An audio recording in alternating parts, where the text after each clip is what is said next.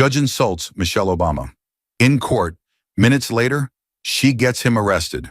The courtroom was heavy with the kind of silence that throbbed under the skin. Too perfect, too precise.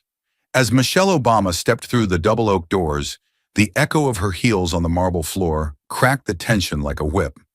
Heads turned. Not out of respect, but curiosity laced with skepticism. Rows of cold, polished benches held faces both familiar and hostile. In the jury box, a middle-aged white man crossed his arms and leaned back with a smirk. Two women beside him whispered behind tightly pressed lips.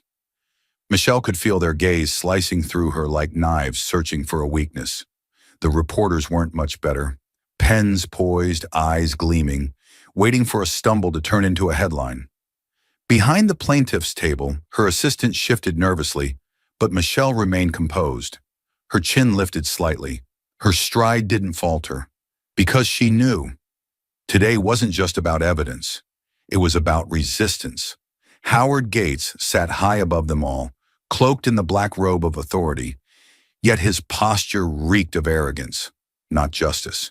He didn't rise or acknowledge her presence as a professional. Instead, he leafed slowly through a file with deliberate indifference, his fingers dragging across each page like it bored him to even hold it. When Michelle approached the center, he didn't look up. "Ah," he drawled finally, voice soaked in disdain. "Miss Obama, back again. Let's hope today you brought something more useful than a stack of papers and another lecture on morality." The words landed like a slap across the room. Gasps were swallowed. A couple of jurors shifted.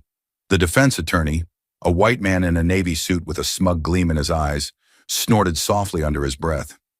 Michelle didn't blink, but deep in her chest she felt that familiar burn. Rage, not at the insult itself, but at how expected it was, how systematic. She drew in a quiet breath and took her place at the plaintiff's table. Calm, controlled, but her knuckles whitened as she smoothed a document. The courtroom was small, but the power imbalance was enormous. She wasn't just fighting a legal battle. She was challenging a structure built to silence voices like hers. Gates finally looked at her, his eyes calculating, amused. "Ms. Obama, I hope we won't need to waste the court's time today with impassioned speeches and redundant evidence," he said. The emphasis on waste hung in the air like a noose. Michelle let the insult linger. She glanced once at the jury. One or two avoided her gaze. Others looked unimpressed. This wasn't just disrespect. It was sabotage cloaked in protocol, and he knew exactly what he was doing. "I assure the court," Michelle replied evenly, "what I bring today is neither redundant nor impassioned. It is fact, and it is necessary." Gates leaned back in his chair, a slight curl in his lip. "We'll see," he muttered. "Proceed, if you must." The defense table chuckled again. Michelle kept her voice steady, but her pulse surged. Every movement, every sentence had to walk a razor-thin line. Too aggressive and she'd be labeled angry. Too reserved and they'd call her weak. That was the unspoken war. Michelle's fingers moved with the precision of a surgeon as she laid out the first set of documents under the projection screen. Rows of financial spreadsheets flickered onto the wall, black and white, cold and clinical. But underneath them burned the smoking pulse of corruption. "These records," she began, her voice steady but charged, "are direct disbursement logs from the City Redevelopment Fund, supposedly used for infrastructure improvement in District 12. She paused, letting the silence settle for half a second before striking again. "They indicate multiple wire transfers, some exceeding $700,000 each, funneled through shell corporations that did not exist 6 months prior to approval." Her pointer tapped a red flag column. "And those funds," she added, "were authorized without oversight, bypassing every required audit checkpoint." The courtroom leaned forward, but just as quickly, a voice sliced through the air. "Objection," Judge Gates said, without even glancing at the documents. "This evidence is irrelevant unless you can show intent." Michelle blinked once, resisting the urge to clench her jaw. "Your Honor," she said slowly, "the disbursement logs are not only relevant, they are foundational. They show numbers, Miss Obama," Gates interrupted, tone mocking.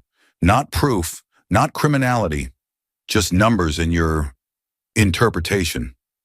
A rustle moved through the defense table like a ripple of victory. The smug defense attorney smirked, adjusting his tie, while a juror in the front row narrowed his eyes, confused but silent. Michelle swallowed the rising frustration and placed a second folder on the projector. Then allow me to continue, she said, because these aren't just numbers. They are patterns, and patterns reveal intent. She clicked to the next page, revealing another chart with overlaid transactions. These four companies received identical payment amounts within minutes of each other, all traced to one IP address used to access the city finance portal. She paused. That IP address was registered to the defendant's home office. Before the weight of her words could even fully register, Gates slammed his gavel down. Enough, Miss Obama, he snapped. You are presenting theory, not fact. The court is not a place for conspiracy narratives. Her stomach tightened, a cold knot of fury forming. Your Honor, I'm not speculating. I'm citing digital forensics. She pushed back, her voice slightly rising. These transfers are traceable. They're verified by third-party audits. Still inadmissible, Gates barked. You failed to establish a proper chain of custody for this data. Michelle stared at him, stunned for the briefest moment. Not because she didn't expect resistance, but because he wasn't even pretending to hide his bias now. He wasn't judging the evidence. He was burying it, deliberately, systematically. The projector's light flickered across her face, casting her eyes in sharp shadows as she slowly turned off the device. Around her, the courtroom had shifted from passive to uneasy. Some jurors exchanged glances. A reporter near the back scribbled furiously, sensing that something wasn't right. Michelle took a breath, lowered her hands to the table, and steadied herself.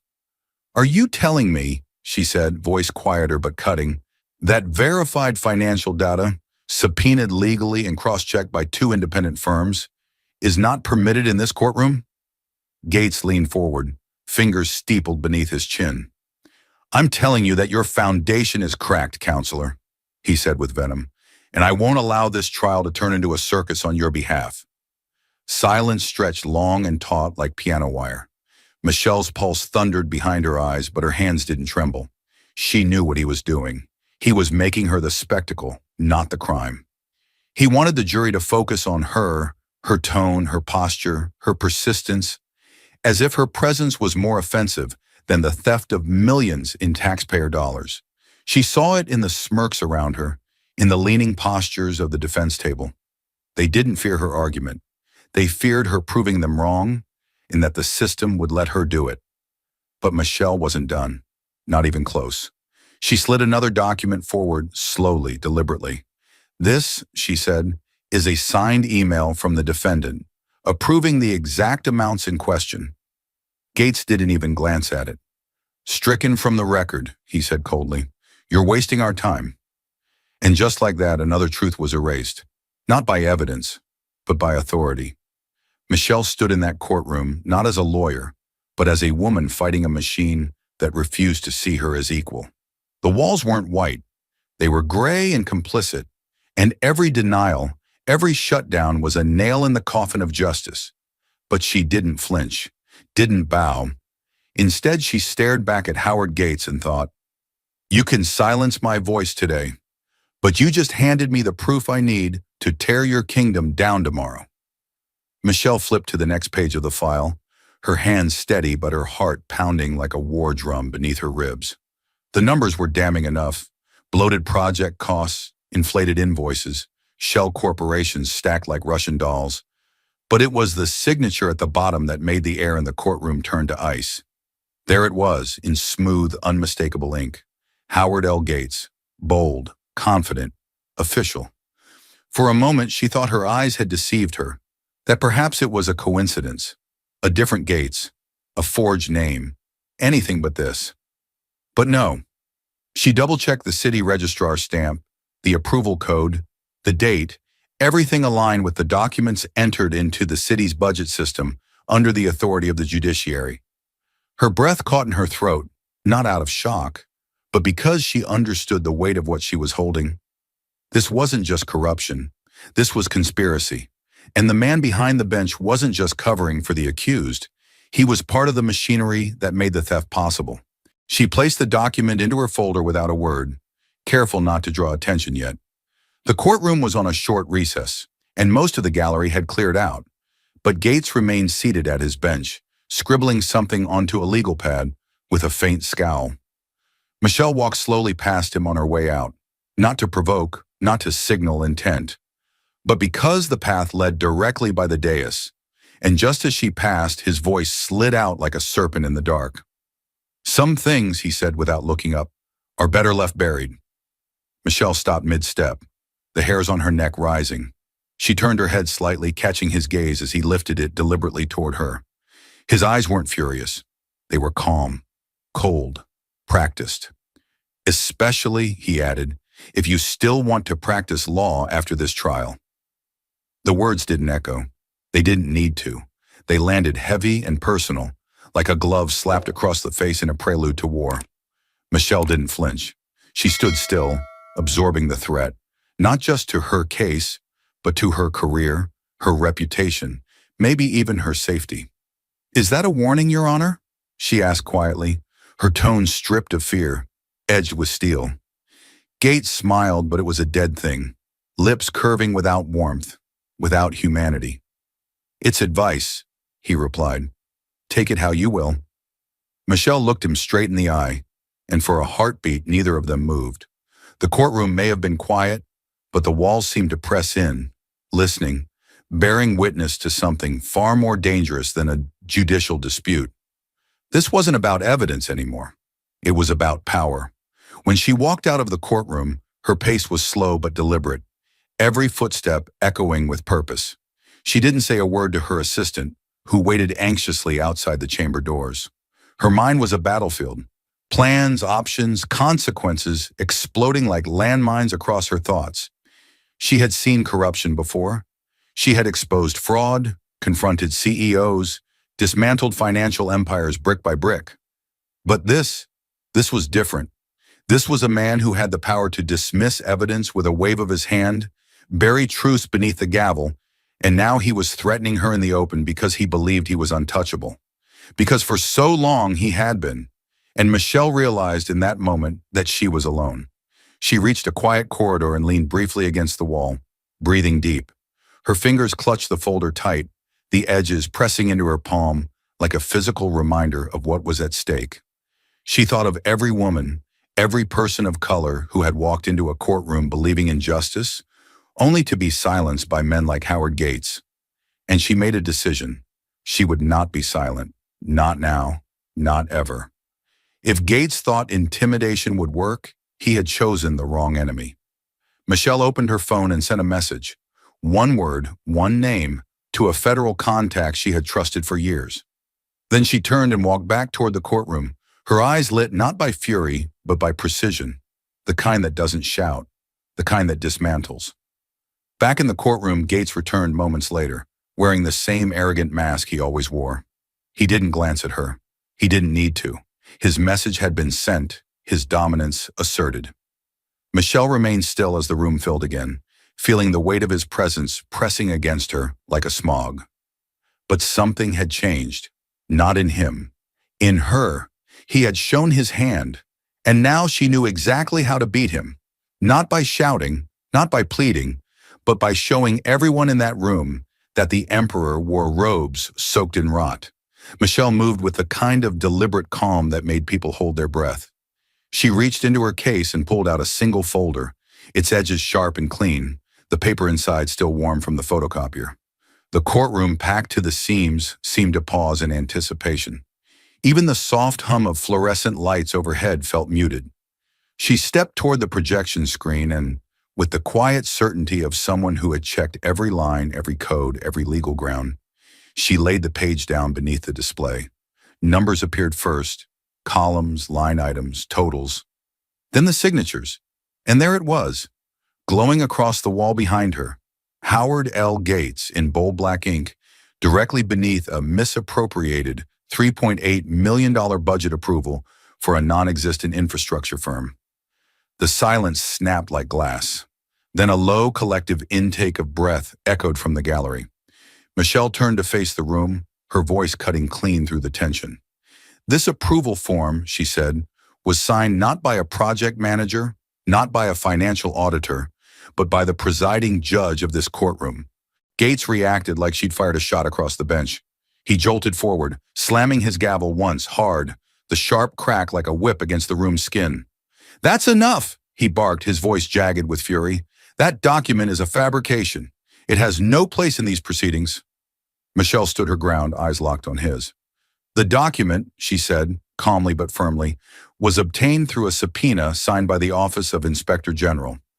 It has been verified by 2 forensic analysts, and its digital signature matches the original database." Gates rose slightly in his chair, his robes swaying as he leaned over the bench, eyes narrowing. "I don't care how many analysts you've paraded behind this circus," he spat. "This is slander. That document is inadmissible." The gavel came down again, his knuckles whitening as he gripped it. "Stricken from the record." The jurors flinched. Some looked away. Others looked at Michelle like they were seeing her for the first time. Not just a lawyer, but a threat to the very foundations they'd been told to trust.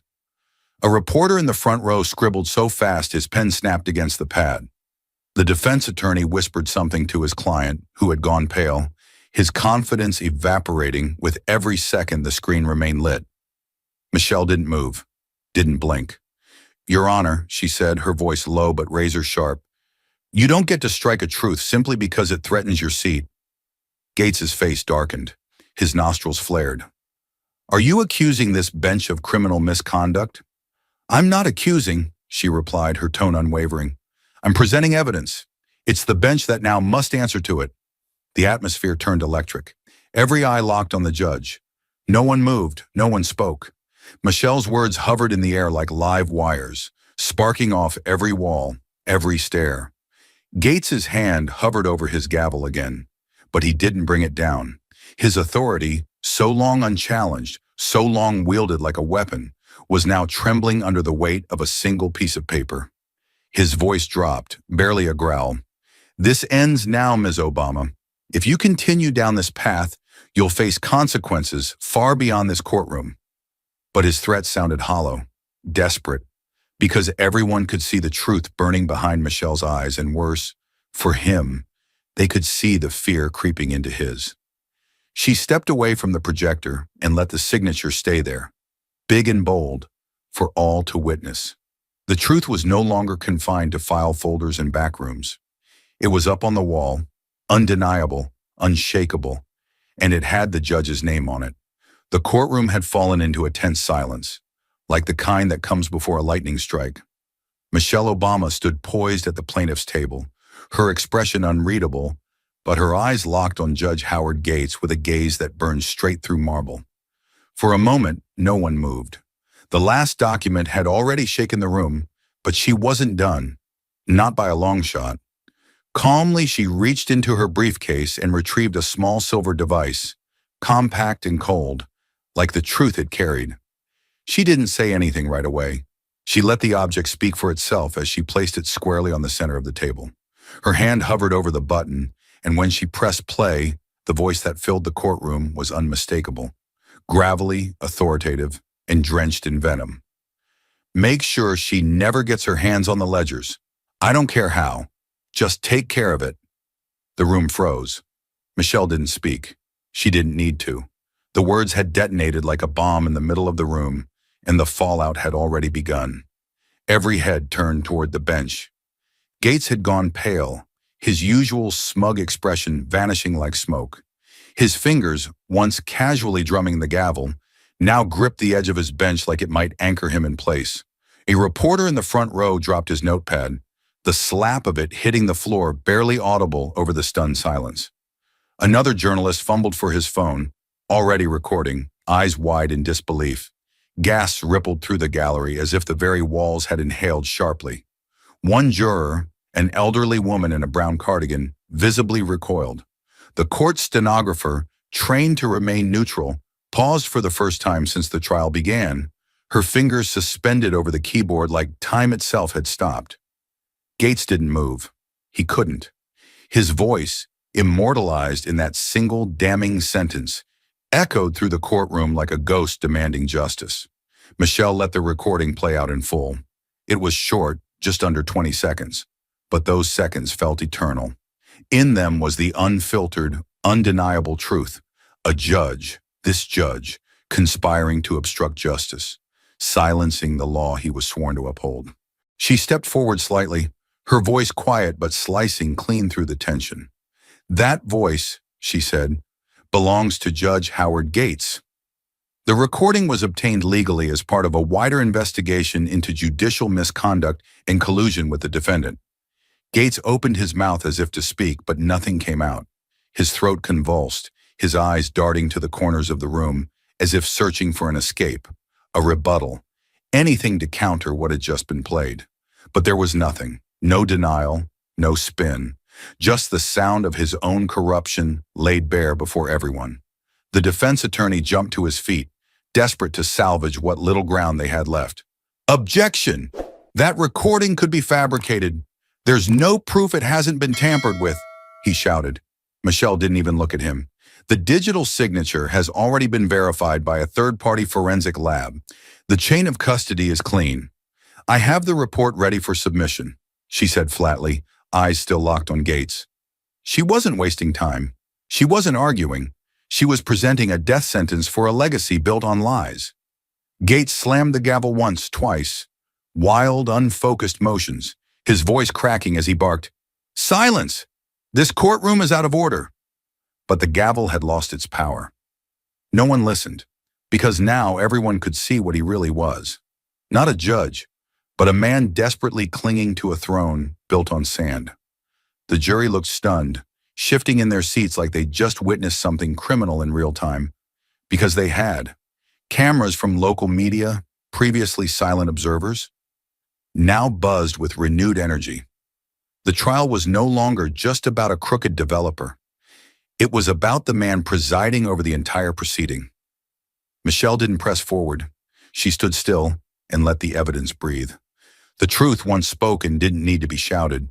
It had its own weight. Her heart thudded in her chest, but her expression remained composed. She had waited for this moment, fought for it, bled for it, and now it was here, unfolding not with grand explosions, but with the cold certainty of justice finally catching up to the powerful. Judge Gates finally found his voice, but it was hollow, strained. "You've crossed a line, Miss Obama," he whispered, though the microphone betrayed his tremor. "You don't know what you're doing."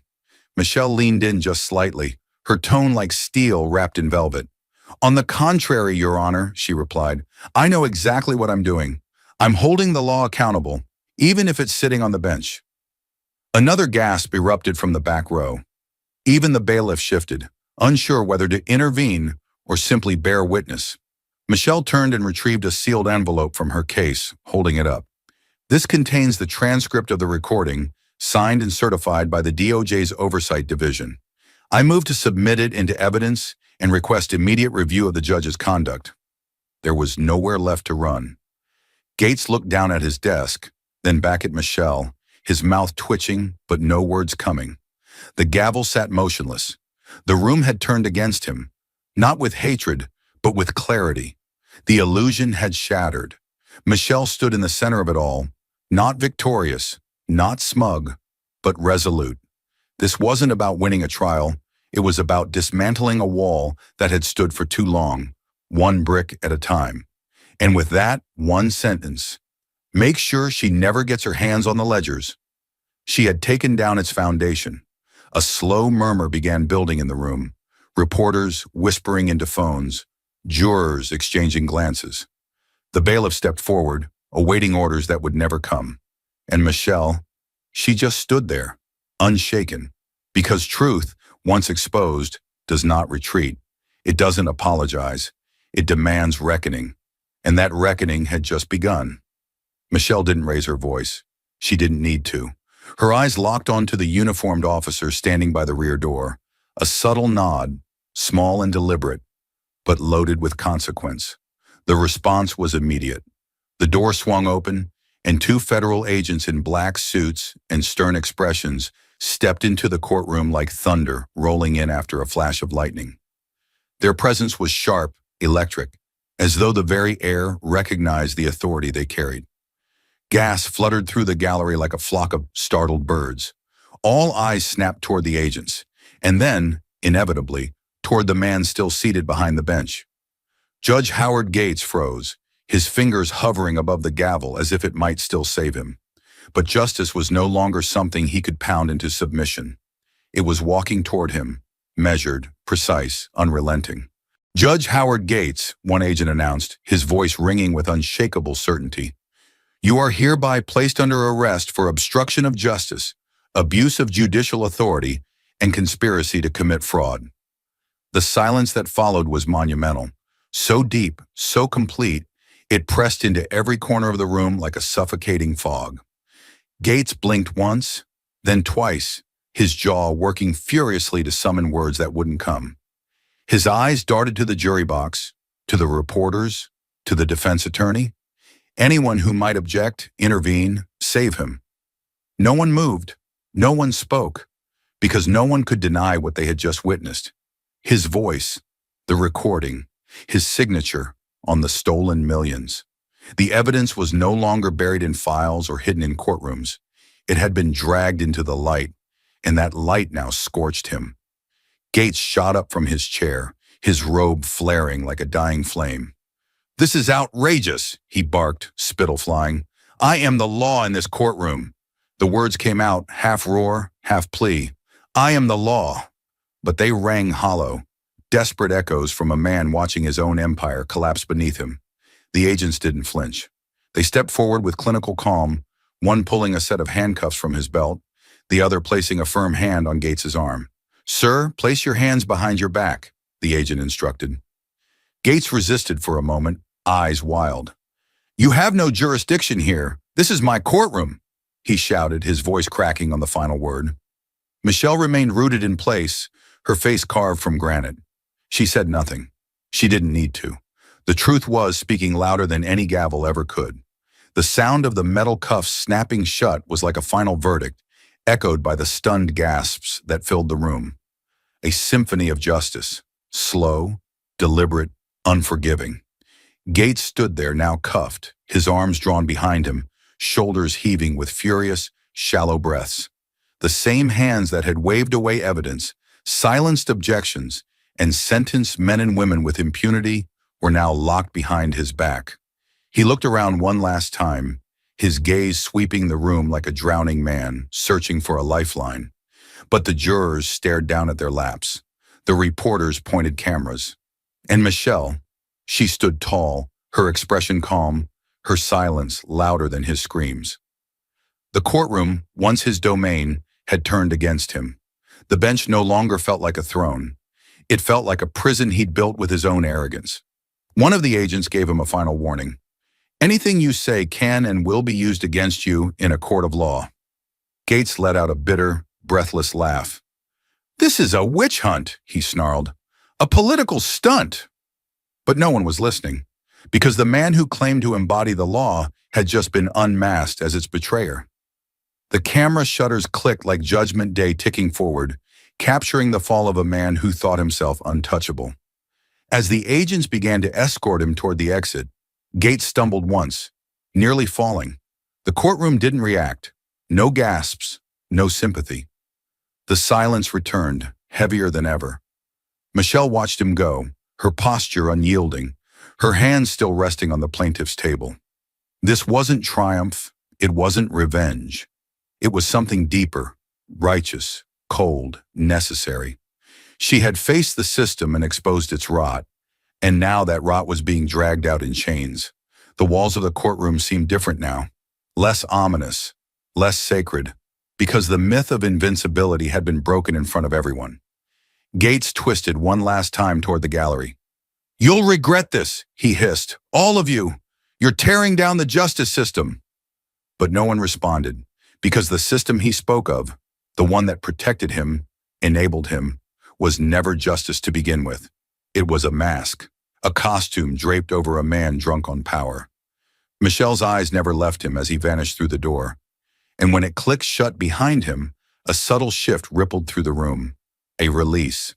A breath that no one had realized they'd been holding finally exhaled. The monster in robes had been caged, and the courtroom, for the first time in years, felt honest. The courtroom was still reverberating from the shock of seeing Judge Howard Gates escorted out in handcuffs, but the ripples hadn't stopped there. They were just beginning to spread, like cracks in glass, quiet but deadly. In the far corner behind the defendant's table, several faces had lost their color. These weren't just lawyers or executives. These were men who had shared quiet dinners with Gates, who'd made late-night calls and traded handshakes that never left a paper trail. Their confidence was unraveling by the second, each one mentally retracing their steps, wondering which emails they forgot to delete, which documents they failed to shred. A city council aide shifted nervously in his seat. A senior city auditor at the back slipped out of the room under the pretense of taking a call, though everyone knew why. The walls had ears now, and every eye was watching. No one wanted to be the next name in Michelle Obama's evidence file. The defendant's lead attorney, Richard Mallory, stood slowly, brushing invisible dust from his sleeves. The smugness he'd worn like armor for the entire trial had evaporated, leaving behind only a veneer of civility masking desperation. He stepped around the defense table, approaching Michelle with the kind of measured politeness a man uses when he knows the tide has turned. "Ms. Obama," he said, lowering his voice just enough to seem cooperative. "Perhaps we can speak. Off the record." Michelle didn't flinch. She didn't look up from the file she was closing with quiet finality. "Everything is on the record now, Mr. Mallory," she said, her voice ablade beneath velvet. "That's the point, isn't it?" He hesitated, his polished demeanor cracking slightly before forcing a smile. "There's no need to escalate this into something messy," he offered. "Surely we can find a resolution that benefits all parties." Michelle finally looked at him then, and her eyes were ice. "Your client funneled millions of taxpayer dollars through a network of shell companies, all under the protection of a judge who just got let out in handcuffs," she said sharply. "You don't get to define messy anymore." The room was still listening. Every juror, every reporter, every legal aide held their breath as if watching a high-stakes standoff. Mallory's jaw tightened. He tried to pivot. "Then maybe we can consider some sort of plea arrangement," he suggested carefully. "A reduced sentence in exchange for full cooperation." Michelle didn't blink. "That window closed the moment you smirked while my evidence was being dismissed," she replied. "You gambled on arrogance. Now you get to sit with the consequences." Mallory's smile died. He stepped back, no longer the confident attorney, but a man watching the ground crumble beneath him. Behind him, his client, billionaire developer Charles Reardon, sat frozen, sweat collecting along his hairline, fingers tapping a rapid beat against the polished mahogany table. The empire he had built on favoritism, backdoor deals, and judicial immunity was crumbling in real time, and he had no one left to shield him. He leaned forward slightly, whispering to Mallory, but the lawyer raised a hand as if to say, "It's too late." Michelle turned away from them both, collecting her files with quiet efficiency. The moment had passed. She wasn't here to bargain. She was here to finish what she started. In the back row, one of Gates's former clerks sat rigid, beads of sweat trailing down the side of his face. He knew what was coming. The subpoenas, the investigations, the whispered phone calls from federal agencies asking about conversations he'd long hoped were forgotten. The gallery was no longer an audience. It was a lineup of potential co-conspirators, each one wondering if their name was next on the board. Michelle's footsteps echoed as she walked toward the exit, every eye following her. But she didn't bask in it. There was no victory lap, just the heavy, unshakable sense that justice had only just begun digging into the rot. She paused at the doors, her hand on the frame, then turned her head slightly, her voice slicing through the charged silence. "Anyone else who shared a table with Gates," she said loud enough for all to hear, "might want to start speaking to someone in federal law enforcement before I speak for them." It wasn't a threat. It was a promise, a declaration, a warning shot that justice didn't stop at the robe. It would reach into every office, every closed-door meeting, every signature stamped in the dark. Michelle stepped out, leaving behind a courtroom that had transformed into a battlefield. And for the first time in years, the people who thought they owned the system were the ones scrambling for cover. The footage hit the internet like a lightning strike. In under 2 hours, the video of Judge Howard Gates being escorted out of the courtroom in handcuffs exploded across social media platforms. No filters, no spin, just raw, unedited justice caught in 1080p. The once untouchable man, robes still swaying, wrists bound in steel, shouting, "I am the law," as two federal agents dragged him through the stunned silence of his own courtroom. The clip was only 37 seconds long, but it carried the weight of decades of injustice. Within minutes, Twitter was ablaze. TikTok edits popped up with dramatic music overlays. Instagram Reels played his fall in slow motion, captioned with words like "poetic justice" and "this is what accountability looks like." By morning, Justice for All and Michelle Obama were trending nationwide. But behind the hashtags wasn't just celebration. There was something more dangerous. Hope. Hope that the system wasn't unbreakable, that someone, anyone, could stare down power and make it answer. But hope had a twin. Rage. Rage that it had taken this long. Rage that it took a woman like Michelle, a black woman, scrutinized, dismissed, underestimated at every turn, to drag a corrupted man from his pedestal when so many had looked the other way. Comment sections ignited with stories. Victims of Gates's courtroom, who had once been silenced, now finding their voices amplified. A mother wrote, "He took my son's future with a smirk. Now he's the one begging." A public defender posted, "I tried to speak out. I was told to watch my tone." Thank you, Michelle. It wasn't just viral. It was seismic. It was cultural. This wasn't a scandal. It was a reckoning. News outlets scrambled to catch up with the internet's roar. CNN broke into regular programming with a developing story banner, showing Michelle's stoic face beside a grainy mugshot of Gates, his expression dazed, defiant, undone. MSNBC replayed the courtroom clip on loop. Conservative networks attempted to downplay the charges, calling them politically motivated. But the damage was done. Truth was trending. And with every retweet, with every stitch and share, the myth of invincibility that had cloaked men like Gates began to rot in the daylight. The people were watching now. And they weren't looking away. Michelle didn't issue a statement right away. She didn't need to. Her silence spoke louder than any press conference. While others clamored for commentary, she remained focused, returning to work like it was just another case file to close. But the world had already decided she was a symbol, not of perfection, but of defiance, of resilience forged in fire. Old clips of her being interrupted, belittled, ignored in earlier courtrooms resurfaced and were stitched into the narrative. "They laughed at her," one tweet read. "Now she's rewriting the rules." Support came flooding in from all corners. Lawyers, activists, everyday people who had never trusted the system until they saw someone fight it from the inside. But amid the viral storm, Michelle knew better than to celebrate. She knew what power did when cornered. She had exposed one man, yes, but Gates was not alone. He was a node in a much larger web, one that would now fight tooth and nail to survive. There would be backlash, retaliation, whispered campaigns to discredit her, question her motives, smear her name. But Michelle had faced worse. She had been silenced in rooms where she was the most qualified person present. She had been called too assertive, too emotional, too much. And still she stood. That was the real story. Not just that she had won, but that she had refused to bow. The fall of Judge Howard Gates sent a shockwave through the very foundations of the justice system, but it was what came afterward that truly rattled the institution.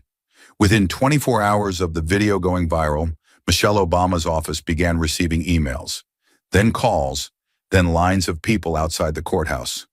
Former defendants, their families, attorneys who had once been silenced by fear or career threats, now came forward with trembling hands and years of pain buried behind their eyes. Case numbers, court transcripts, names of witnesses who were never allowed to speak, evidence that had been deliberately ignored. It all came pouring out like a dam finally breaking. One woman clutched a manila envelope to her chest as if it held her soul. "He gave my son 30 years for possession. First offense," she whispered. "He was 17. Michelle didn't flinch. She took every file, every voice, every story. because she knew exactly what they were: testimonies in a trial long overdue. And as the flood of appeals surged, the legal machine began to shift. Civil rights lawyers who had long given up on the Gates courtroom returned with renewed purpose. Judges in nearby districts opened emergency sessions. Clerks were ordered to pull old case files, dusty and yellowing, from basement archives. The governor's office issued a statement promising an independent review. But everyone knew the real engine of accountability wasn't bureaucracy. It was Michelle. She had become more than an attorney, more than a whistleblower. She was a force, a name whispered with reverence in courtrooms and classrooms, in churches and street corners, from legal scholars to single mothers who once believed the system was rigged and untouchable. Her defiance had ripped open a gate that no one dared touch before, and now no one could close it again. Michelle didn't ask for the spotlight. She never needed it. But she couldn't walk anywhere without being recognized now, not for fame, but for what she represented. To Black girls in law schools, she was proof that their voice could pierce through centuries of silence. To women of color who had sat on courtroom benches only to be ignored, talked over, belittled, she was validation. She wasn't perfect, she wasn't untouchable, but she was visible. And that visibility was revolution. News stations lined up for interviews. Editorials named her the people's prosecutor. And still she stayed quiet, focused, determined. Her office lights burned late into the night. Her phone rang nonstop. But she didn't slow down. Because this wasn't a moment, it was a movement. She walked into one appeal hearing where the defendant, a man named Jerome Turner, had served 18 years for a crime he didn't commit. When she entered the room, his daughter wept in the corner. "I told him you'd come," she cried. "I told him someone would come." Michelle sat down, opened the file, and began, not with grandstanding, not with spectacle, but with the truth. Laid out, detail by excruciating detail, exposing every manipulation, every judicial shortcut that had stolen nearly 2 decades from an innocent man's life. The judge overseeing the appeal, a younger Latina woman, nodded solemnly, her voice shaking as she ordered the conviction vacated. Michelle didn't celebrate. She just closed the file and reached for the next one. Outside the courthouse, murals began to appear. Graffiti turned into art. Michelle's silhouette painted across concrete walls, eyes fierce, chin lifted. Beneath it, words stenciled in black. She fought for the forgotten. Neighborhoods that once feared courthouses began organizing rides to attend hearings. Young women brought notebooks to sit in the back rows and watch her argue, studying not just her legal acumen, but her presence, her refusal to shrink, her unwavering tone.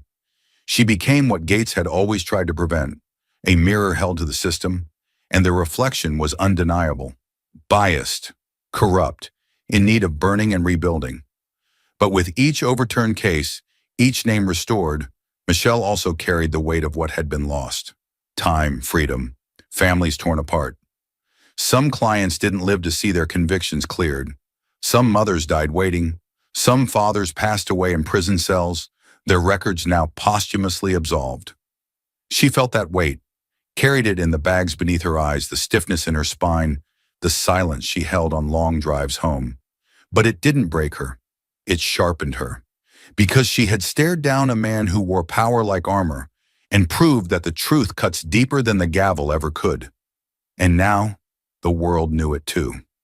Michelle stood quietly at the podium, the lights overhead glaring harshly against her silhouette, capturing every nuance of her expression as cameras flashed relentlessly.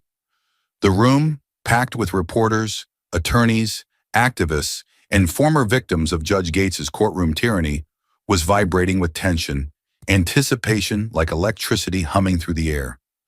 She took a slow, deliberate breath, gathering the weight of every case, every injustice she'd uncovered into a single, steady moment.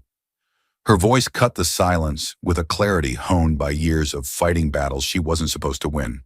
"Justice," she began slowly, "does not lie in the hand that holds the gavel, but in those who dare stand when the system is rotting from within." Her words struck the audience like a sudden revelation, resonating deeply as pens raced across notepads, capturing every syllable. The cameras clicked in rapid succession, flashes reflecting the fierce resolve in her eyes. She paused, allowing the gravity of her statement to ripple outward. Michelle knew she wasn't just speaking to the people in this room. She was addressing everyone who had ever felt betrayed by the justice system. With unwavering eyes, she leaned slightly forward, her tone growing sharper, more intense. For too long, justice has been a privilege, not a right. It has protected those in power and abandoned the vulnerable. Today, we end that silence. Today, we choose accountability over complicity. Her voice echoed with fierce determination, causing a subtle stir among the crowd. Cameras zoomed closer, capturing the fire behind her carefully chosen words. Michelle lifted her hand briefly, signaling an assistant who stepped forward with a large sign. She unveiled it in front of the podium, bold black letters stark against a pristine white backdrop. Justice Reborn. Murmurs rippled throughout the audience, curiosity sparking in reporters' eyes as they leaned in. Michelle spoke again, firmly. I'm proud to announce the launch of Justice Reborn, a nonprofit organization committed to providing legal support for the voiceless and dismantling systemic corruption in our courts. Excited whispers erupted through the crowd, like the rustling leaves of an approaching storm. Michelle continued, her voice commanding their undivided attention. Justice Reborn isn't just an organization. It's a call to action. It's a promise that no matter how deep the corruption runs, we will shine the harsh light of truth upon it. Her eyes scanned the audience, catching glimpses of hopeful faces that had once seemed defeated. We will stand beside every individual who has faced wrongful conviction, who has seen their rights trampled under biased rulings, who has been silenced by power and privilege. From this day forward, you are not alone. A wave of applause began softly, quickly rising to a powerful crescendo as people stood, clapping and cheering, the room pulsing with the energy of collective purpose. Michelle stood firm, her posture unwavering, absorbing the impact of the moment. As the applause gradually quieted, Michelle leaned into the microphone, her voice softer but piercingly clear. Justice Reborn will dedicate itself to reopening cases mishandled by Judge Gates and others like him, exposing the corruption they thought was untouchable. We will partner with legal experts nationwide, provide pro bono defense teams, and push for legislative reform to prevent abuses of power before they start. She allowed her words to hang in the silence for a heartbeat, letting everyone absorb their weight. Make no mistake, this journey won't be easy. There will be resistance, threats, attempts to silence us, but our resolve is stronger than their corruption. Together, we will build a system founded on truth, integrity, and fairness. That is our promise. That is Justice Reborn. Reporters surged forward, questions flooding the air like a tidal wave. One voice rose above the others, pressing urgently. Ms. Obama, do you fear retaliation? Judge Gates had powerful allies. How do you intend to fight them? Michelle paused only briefly, eyes fierce, jaw set with an unshakable resolve. Retaliation isn't new to me. It's part of the price of fighting injustice, she answered boldly. They tried to silence me before, in courtrooms, behind closed doors, in subtle threats whispered between colleagues. But silence isn't an option anymore. Retaliation only proves how deeply we've cut into the corruption. If they come for me, it means they're afraid. And they should be. Cameras flashed furiously, reporters jotted notes, and supporters in the back cheered loudly, energized by her bravery.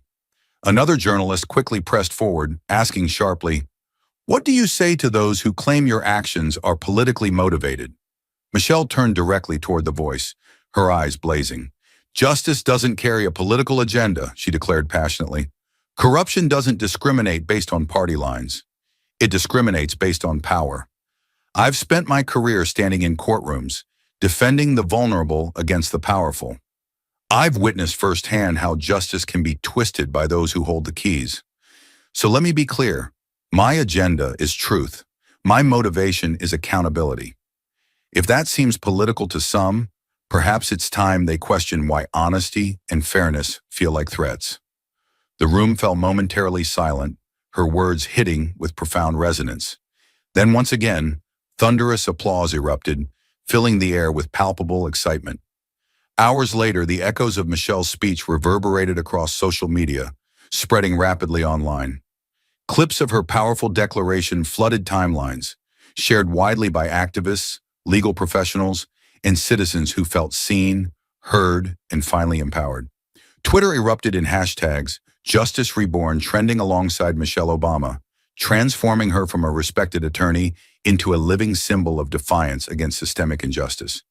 People shared personal stories of legal battles lost and won, each post tagging Justice Reborn as a beacon of hope. Within days, Michelle's newly founded organization received thousands of messages from people desperate for help, encouragement, or simply acknowledgement. Law students volunteered to intern, seasoned attorneys offered their services pro bono, and donations poured in from across the nation, enabling rapid expansion. Justice Reborn began forming rapid response legal teams, swiftly reopening controversial cases tied to Judge Gates and similar corrupt figures. Each reopened case sent tremors through courthouses nationwide, proving Michelle's commitment wasn't merely symbolic, it was fiercely actionable. Judges once considered beyond scrutiny were now compelled to answer questions they'd avoided for decades.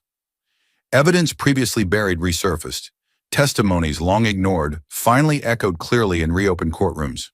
Michelle appeared tirelessly in hearings, calmly dismantling arguments that had been accepted unquestioningly in the past. Each victory strengthened her cause, the public watching captivated as corruption crumbled beneath relentless scrutiny. Yet with each triumph, threats intensified. Anonymous notes appeared on her windshield. Late-night phone calls warned her to back down. Powerful figures, once hidden comfortably in shadowy boardrooms, now felt exposed and cornered. Michelle responded not with fear, but with even greater resolve, publicly documenting intimidation attempts and emphasizing they only proved her work's necessity. Media coverage grew more intense, interviews pouring in from every major network, each highlighting Michelle's unwavering courage and dedication. A generation of aspiring lawyers watched, inspired and emboldened, knowing change was possible when someone dared challenge entrenched power.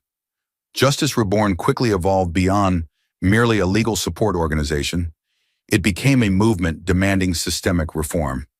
Across the country, chapters sprang up in law schools, community centers, churches, each advocating for judicial transparency and equality under the law. Michelle personally visited these groups, speaking candidly about her experiences, reinforcing that the fight was far from over. "We have only scratched the surface," so she warned audiences. "The rot runs deeper than any one person or courtroom. We must be vigilant. We must persist. Justice demands it." As momentum built, opponents tried to smear her efforts, accusing Justice Reborn of being divisive, labeling Michelle as an agitator stirring public unrest. Yet each attack only solidified her support base, making it clear that exposing injustice threatened those whose power relied on silence. Michelle stood unflinching, unbowed by criticism, reminding supporters calmly, "When truth becomes controversial, corruption thrives." Our discomfort now means we're finally addressing problems long ignored. Eventually, the tide became unstoppable.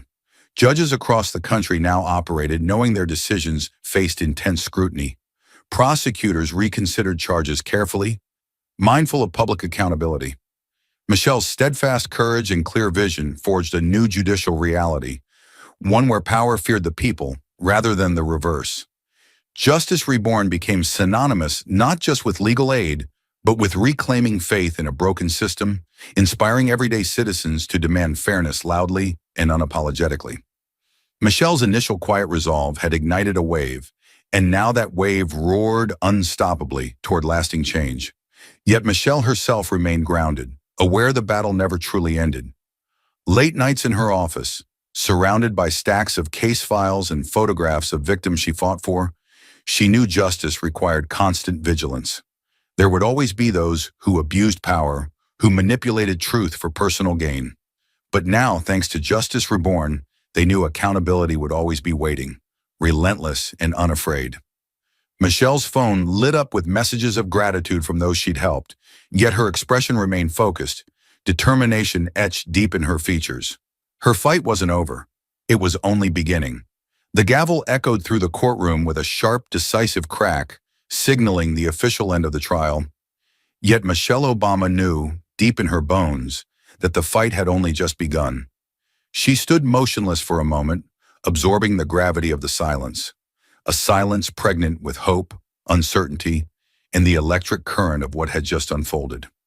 Around her, the gallery stirred, reporters scrambled to file their final stories, and colleagues offered quiet nods of victory. Yet Michelle did not celebrate because she understood that this verdict, though groundbreaking, was just the first domino in a series of battles yet to come.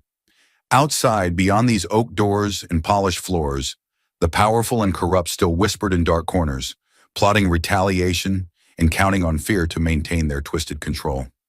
She gathered her papers slowly, deliberately, feeling the eyes of the room tracking her every move. They saw triumph. She saw a war still raging beneath the surface. A war that required vigilance and sacrifice beyond this single moment of courtroom drama. As she stepped toward the exit, Michelle silently acknowledged the bitter truth. The most dangerous part of confronting corruption wasn't in exposing it. It was surviving the fury that followed. Outside the courthouse, the sunlight hit her face sharply, bright and harsh after hours spent beneath artificial lights. Cameras surged forward, microphones thrust toward her, voices shouting questions. She stopped briefly, scanning the crowd of faces, some hopeful, others critical, all waiting for her next move. Michelle's voice rang clear above the chaotic chorus, calm yet unwavering. Justice won today, but this isn't the end. It's merely the beginning. A hush fell over the gathered media, capturing the weight of her words as she continued firmly, eyes intense and direct. Today we uncovered corruption, but tomorrow we must dismantle the system that allowed it to thrive. Complacency is our greatest enemy. She paused briefly, letting her words settle heavily among the reporters, citizens, and supporters who had gathered. If justice is to survive, it demands more than one victory. It demands an unending resolve.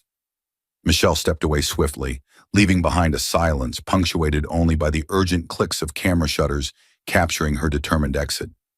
In the quiet sanctuary of her office later that evening, Michelle sat at her desk, reviewing stacks of case files illuminated by the dim glow of her desk lamp. Outside the window, the city buzzed on, unaware of the hidden battles fought nightly in quiet rooms like this. Her phone buzzed constantly, messages pouring in from grateful clients, terrified whistleblowers, and even threats masked behind anonymous numbers. Yet Michelle's expression remained steady, focused, undeterred. She knew that this singular victory had made her an enemy to those who profited from silence, those who thrived on injustice. But instead of fear, Michelle felt only clarity, a renewed sense of purpose stronger than any threat could weaken. Each threat, each whispered promise of harm, merely solidified her determination. She glanced briefly at the photo on her desk, a group portrait of those she'd freed from unjust convictions, faces once shadowed by despair, now illuminated by hope. Michelle knew they depended on her courage just as much as she relied on their resilience, and she would never abandon the fight they had entrusted to her. Days later, the courtroom drama faded from news cycles, replaced by fresh scandals and trivial distractions. Yet Michelle's inbox remained full, a stark reminder that injustice never slept. She carefully read each message, each plea, each desperate call for help, committing their details to memory. She understood now more clearly than ever that the true war for justice was not fought under the bright lights of courtroom theatrics. It was waged in lonely hallways, whispered meetings, and hidden corners where the powerful assumed no one would dare challenge their authority. Michelle rose from her chair and approached the large window overlooking the city. Beneath the glittering lights and towering skyscrapers, countless lives were trapped within systems designed to silence them. She placed a hand against the cool glass, whispering a promise only she could hear. No more silence. Not now, not ever. That promise soon took tangible form as Michelle began assembling her team for Justice Reborn, recruiting lawyers, activists, and investigators who shared her relentless pursuit of truth. Together, they transformed Michelle's quiet promise into a battle cry, organizing tirelessly to reopen buried cases and expose hidden corruption. Yet each move forward was met with vicious resistance. Intimidation attempts escalated, her colleagues received threats, and Justice Reborn offices were vandalized. Still, Michelle stood unwavering, calmly reminding her frightened team, "They attack us because they fear us.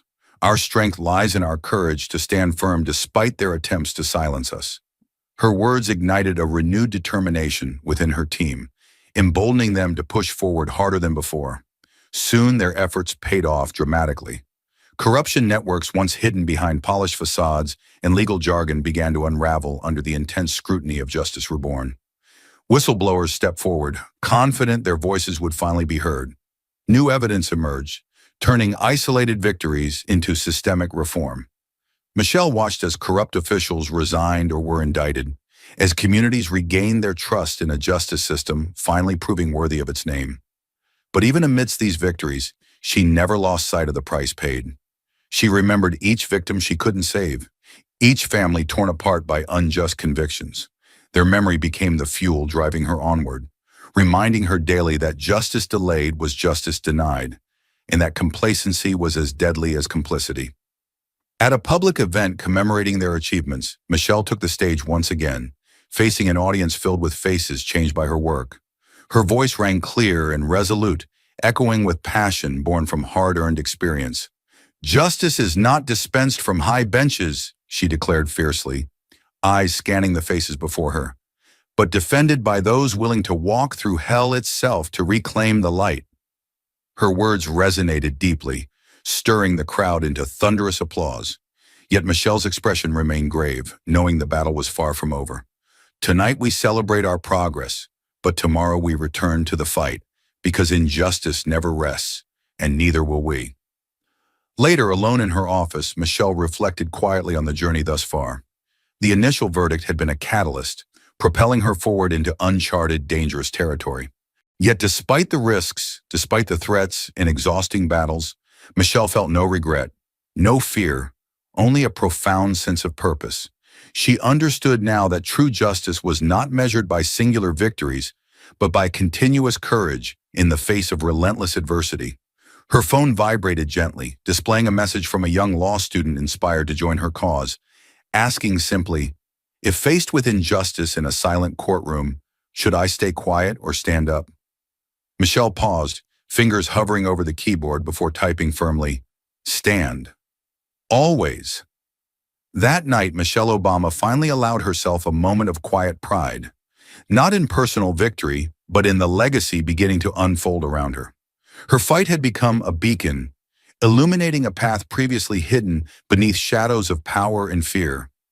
She had proven that corruption could crumble under the weight of unwavering courage, that silence was complicity, and that one voice standing unflinching in the face of injustice could ignite profound, unstoppable change. She switched off the lamp, enveloping her office in darkness, yet the glow from the city outside remained. Michelle knew this was just the first battle, but it was a battle she had won decisively. Tomorrow would bring new challenges, new threats, new trials. But tonight, in this silent room, she allowed herself a whisper of affirmation. The fight for justice would continue, and she would lead it, steadfastly and without hesitation. If you stood before injustice in a silent courtroom, would you remain silent, or would you stand boldly like Michelle Obama? Justice isn't granted by those sitting high upon benches. It is fiercely protected by those who willingly walk through hell to reclaim the light. Thank you for watching until this moment and for standing with us on this journey for justice. Your support means everything.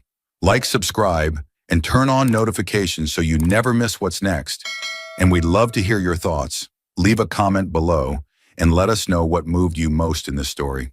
Together, our voices make a difference.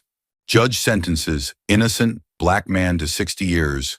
What he learns next changes everything. The courtroom was deathly still, like the air had been sucked from the room. Every breath seemed to hang suspended as the bailiff called for order. Elliot Gray, just 26 years old, stood shackled and silent at the defense table, dressed in a faded blue suit borrowed from a cousin. The cuffs around his wrist clinked softly when he moved. Barely, but the sound felt like thunder in the oppressive silence. He didn't move much. Not because he was afraid, but because he had already realized something no innocent man should ever have to accept. This was not about justice. This was about burying someone. Judge Hawkins, a man known more for his sentencing record than any trace of compassion, glared down from his bench with cold detachment. The courtroom lights cast sharp shadows on his angular face, making him look more like an executioner than an arbiter of the law. He leaned forward, his voice as flat as steel. "Mr. Elliot Gray, you have been found guilty by a jury of your peers of armed robbery, assault with a deadly weapon, and attempted murder." A gasp rippled through the gallery. Elliot didn't flinch. "You are hereby sentenced to 60 years in state prison." Then came the sound that would haunt the room forever, a wail, raw and unfiltered, from the back row. His mother collapsed into her seat, screaming his name as if it might save him. A guard stepped forward, placing a firm hand on her shoulder, but she swatted him away. "He didn't do this," she cried, voice cracking with every syllable. "My son is innocent." But no one listened. No one ever had. Elliot turned slightly, just enough to see her one last time, his eyes wide and dark, filled with a pain that words could never carry. Not a single tear fell. He had cried them all weeks ago, when he realized the trial wasn't a search for truth, but a performance built on prejudice, shortcuts, and a hunger for closure. The prosecutor smirked as if he'd just closed another chapter in a best-selling legal thriller. The jury looked away, some ashamed, others blank. Elliot's court-appointed attorney stood frozen, sweat beading on his forehead, silently packing his briefcase like a man trying to disappear. What convicted Elliot Gray? A grainy video that showed a masked man sprinting from the scene of a jewelry store robbery. You couldn't see a face. The figure could have been anyone. But the prosecution had a witness, an elderly woman who said the man's walk looked like Elliot's. That was enough. Then came the anonymous tip. Someone recognized his voice in the footage. A tip made from a burner phone that no one traced. No fingerprints on the weapon. No stolen goods in Elliot's possession. Nothing concrete. Just flimsy guesses stitched together with confident lies. His alibi? He had been at the school, grading papers, prepping for a parent-teacher conference. But the security cameras in the teacher's lounge had been out that week, and the only person who saw him, his student teacher, was never even called to the stand. They didn't need real evidence. They needed a name. And Elliot, a young black man in a low-income neighborhood, fit the narrative perfectly. To them, he was expendable, replaceable, just another headline to feed to the press. Suspect sentenced in violent robbery. The public would sleep easier. The judge would get reelected. The police could claim another solved case. And Elliot would vanish behind steel bars.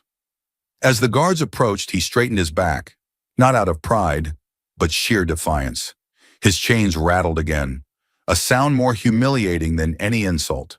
But he stared the judge in the eye one last time and spoke, his voice low, steady, unshaken. "You got the wrong man." That was it. Not a scream, not a plea, just a truth, simple and final. The judge didn't react. The courtroom, uncomfortable now, pretended not to hear. The sound of Elliot's footsteps being dragged across the marble floor echoed like a funeral march. The doors swung open, and just like that, he was gone, swallowed by a system that never wanted the truth. Only a scapegoat. Outside, the press flashed cameras like vultures. Inside, the judge sipped his coffee. And somewhere in a concrete cell, Elliot Gray sat down on a metal cot, staring at the peeling wall in front of him. He had been sentenced to 60 years for a crime he didn't commit. But what they didn't know, what they could never predict, was that this wasn't the end. This was just the beginning. His name carried weight in every precinct and courtroom within the city. Detective Travis Kerrigan, clean-cut, broad-shouldered, eyes like polished steel, was the kind of cop who made headlines for the right reasons, or so everyone thought. He was the golden boy of the department, praised for his uncanny intuition, his remarkable closure rate, and his spotless disciplinary record. But beneath the polished exterior was a predator, methodical, calculating, and unrelenting. Kerrigan didn't just bend the rules, he rewrote them. He wasn't interested in finding the truth. He was interested in winning. And to win, he needed a conviction. That's where Elliot Gray came in. a black school teacher from the South Side, no criminal record, no history of violence.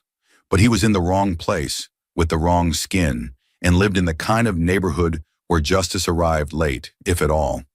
The robbery had shocked the city, a high-profile smash and grab at Lansky's Jewelry Emporium in broad daylight. The thief wore a ski mask, moved like a pro, and got away with over $180,000 in diamonds and cash. A store clerk had been pistol whipped and left unconscious. The public demanded justice. The mayor wanted results. And Kerrigan? He wanted a name. It didn't matter if it was the right one. Kerrigan's plan wasn't sloppy. It was surgical. First came the anonymous tip, a voice message left on a crime hotline claiming Elliot Gray's voice matched that of the robbers from security footage. The call came from an untraceable burner phone, later tossed into the river before sunrise. No caller ID, no follow-up. But what no one realized, what wouldn't come to light until much later, was that Kerrigan himself had bought that phone 2 days prior, paid in cash, at a gas station outside city limits. He wore a baseball cap low over his eyes. No receipt, no cameras, just intention. Then came the eyewitnesses. One was a woman named Margaret Tillman, 73 years old, sharp as ever, but burdened with bad eyesight and a worse memory. Kerrigan had visited her personally. "Think hard, Ms. Tillman," he'd said, voice low, soothing. "Does that gait, the way the guy ran, doesn't it remind you of someone?" At first, she shook her head. "Not really." But Kerrigan didn't leave. He returned the next day, and the next. He brought photos, asked leading questions, told her stories about other dangerous criminals he'd caught this way. By the end of the week, Margaret was nodding. "Yeah," she said slowly. "Now that I think about it, maybe it did look like that Gray fellow. He works at the school, right?" Kerrigan smiled.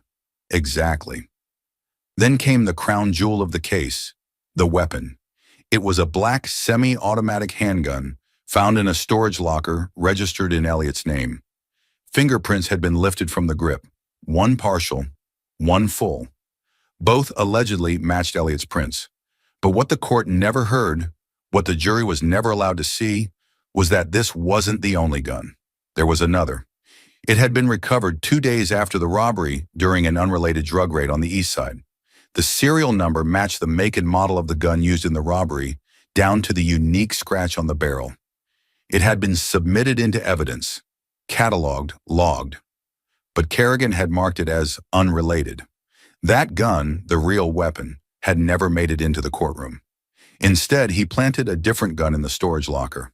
After stealing the locker key during Elliot's unlawful detainment, then fabricating a forgotten search warrant to cover the entry. The fingerprint? Swabbed from Elliot's school stapler weeks earlier, lifted and applied with care. The deception was elegant, criminal, devastating. Travis Kerrigan lit a cigar that night, standing on the balcony of his penthouse apartment, overlooking the city lights that shimmered like a sea of silent applause. He exhaled slowly, savoring the bitter smoke with the same satisfaction one might reserve for a job well done. In his world, he had done his job. The headlines the next morning would say it all. Detective cracks case in record time. Justice delivered in jewelry heist. Across town in a concrete cell no larger than a janitor's closet, Elliot Gray sat motionless on a metal cot. The air was stale, thick with mildew and the sour scent of old sweat. The only light came from a flickering fluorescent tube that buzzed like a dying insect. His back pressed against cold cinder block, knees pulled to his chest, eyes wide open, but dead quiet. No tears left to cry. No more prayers to send. Kerrigan clinked glasses with the district attorney at a rooftop bar 3 hours later. "Fastest conviction I've ever secured," the DA grinned, raising his scotch. Kerrigan smirked.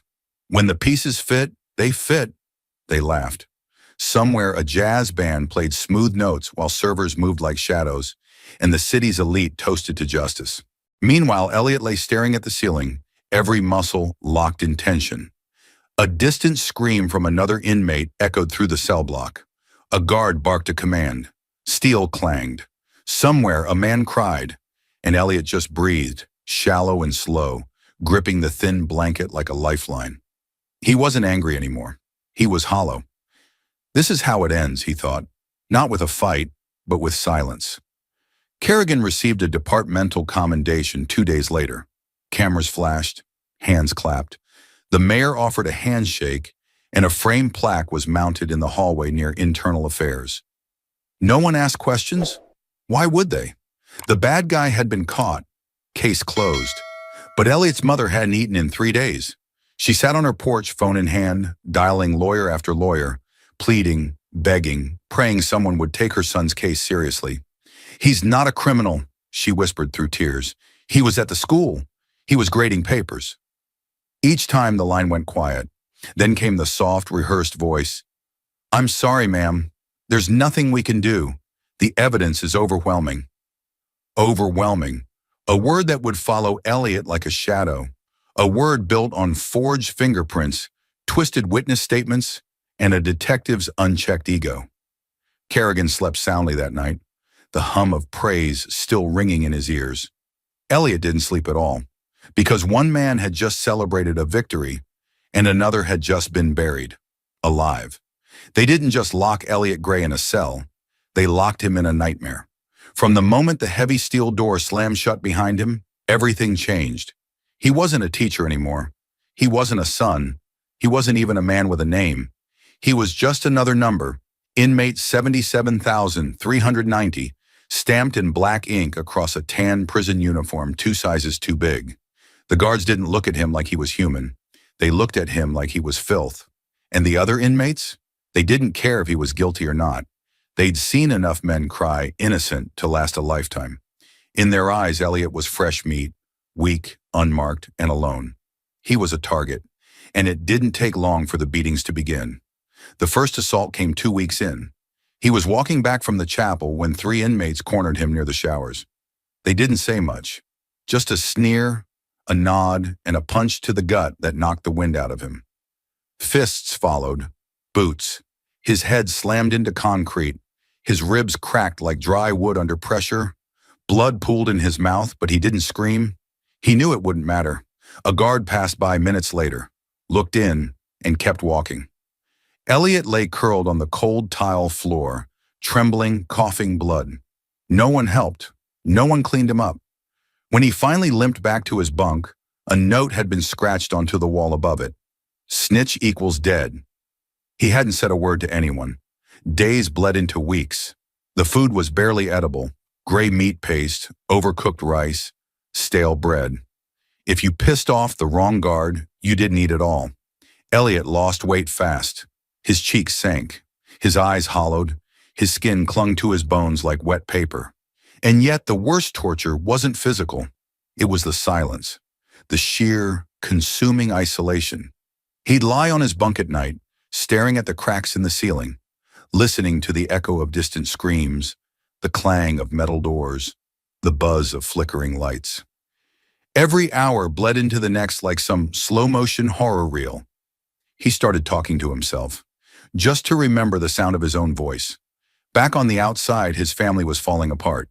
His mother pawned everything she owned, her wedding ring, her television, her father's watch, just to afford legal fees. His younger sister dropped out of college to help pay rent. Their once warm, laughter-filled home grew silent, suffocating under the weight of despair.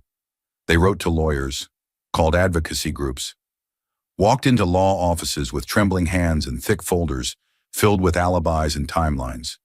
But every door closed just as quickly as it opened. "Too much evidence," they said. "His appeal won't go anywhere." "We're sorry, it's hopeless." Public defenders came and went like passing weather, each one colder than the last. They'd sit across from Elliot in the visitor room, shuffle papers, sigh loudly, and glance at their watch more than his face. "We might try for early parole," one said with a shrug, "but you need to show remorse." "Remorse?"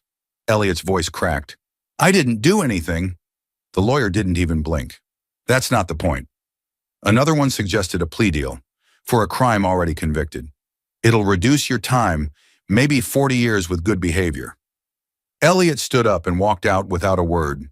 He realized then that the courtroom had never been the battleground. The battlefield was inside these walls, and he was fighting it alone. Depression wrapped around him like a noose. He stopped eating, stopped speaking, stopped writing letters home because he didn't want to see his mother's pain in ink. Some nights he lay in bed and imagined what it would be like to just not wake up, to slip away in the dark, unnoticed. Another body, another statistic. He thought about the students he used to teach, young black kids who looked up to him, believed in him. What would they think now? That he was guilty? That he gave up? That he didn't fight hard enough?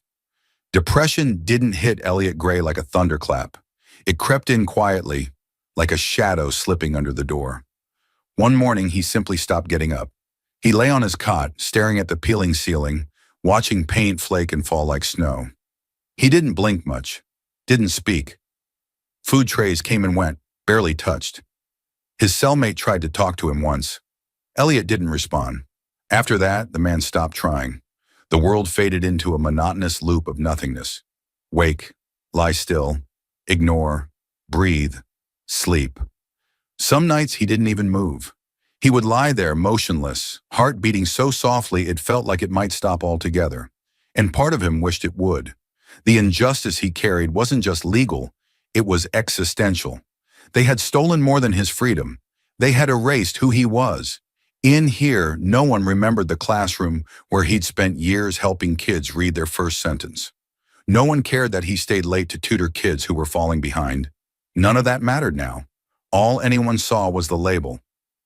Guilty. Armed robbery. 60 years. The silence in his cell wasn't peaceful. It was heavy, suffocating, like drowning slowly in cement. Sometimes he'd mouth words in the dark, words from old books, from poems he used to teach, just to remind himself that language still existed. But then one night, something broke through. It was small, insignificant, a sound, a click. Someone in the hallway was unlocking the wrong door. The guard cursed, slammed it shut, kept moving. It was nothing. But to Elliot, it was everything. Because in that moment he realized that door wasn't supposed to open, but it did, just for a second. And maybe, just maybe, other locked things could open too. That night he didn't sleep. He sat up in bed, back against the wall, heart thudding like it was waking up for the first time in months. His mind began churning, not with rage, not with sorrow, but with questions. Why did the video evidence skip 2 minutes of footage? Why was the witness statement rewritten 3 days after the arrest? Why hadn't his own student teacher been called to testify? He didn't have answers, but for the first time in months, he wanted them. The next morning, he asked for a pencil. The guard laughed, tossed him a nub barely 2 inches long. Elliot caught it, and that's when the spark ignited. He began scribbling on anything he could find. Napkins, scraps, the back of old forms. He started piecing his case together like a crime scene, drawing timelines, listing names, asking questions. It was slow, sloppy, messy, but it was his. He built a map of every inconsistency, every shadowy detail.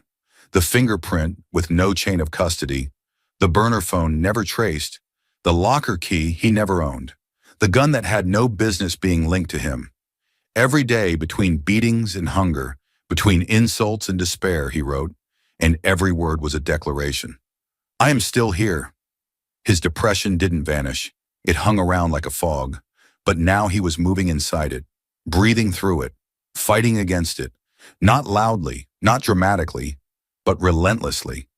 And in the silence of his cell, beneath the weight of everything they took from him, something fierce began to take root. Hope, not the naive kind, not the Hollywood kind, but the kind that simmers like coals beneath ash. The kind that says, you locked the wrong man away, and I'm going to prove it. He didn't know how. He didn't know when. But he knew this.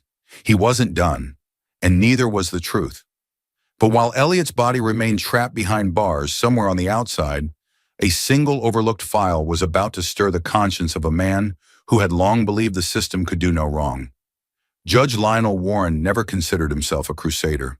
He believed in order, structure, and procedure, a man of habits, press suits, and cold logic. After 4 decades behind the bench, he'd learned to put his emotions in a box and keep them there.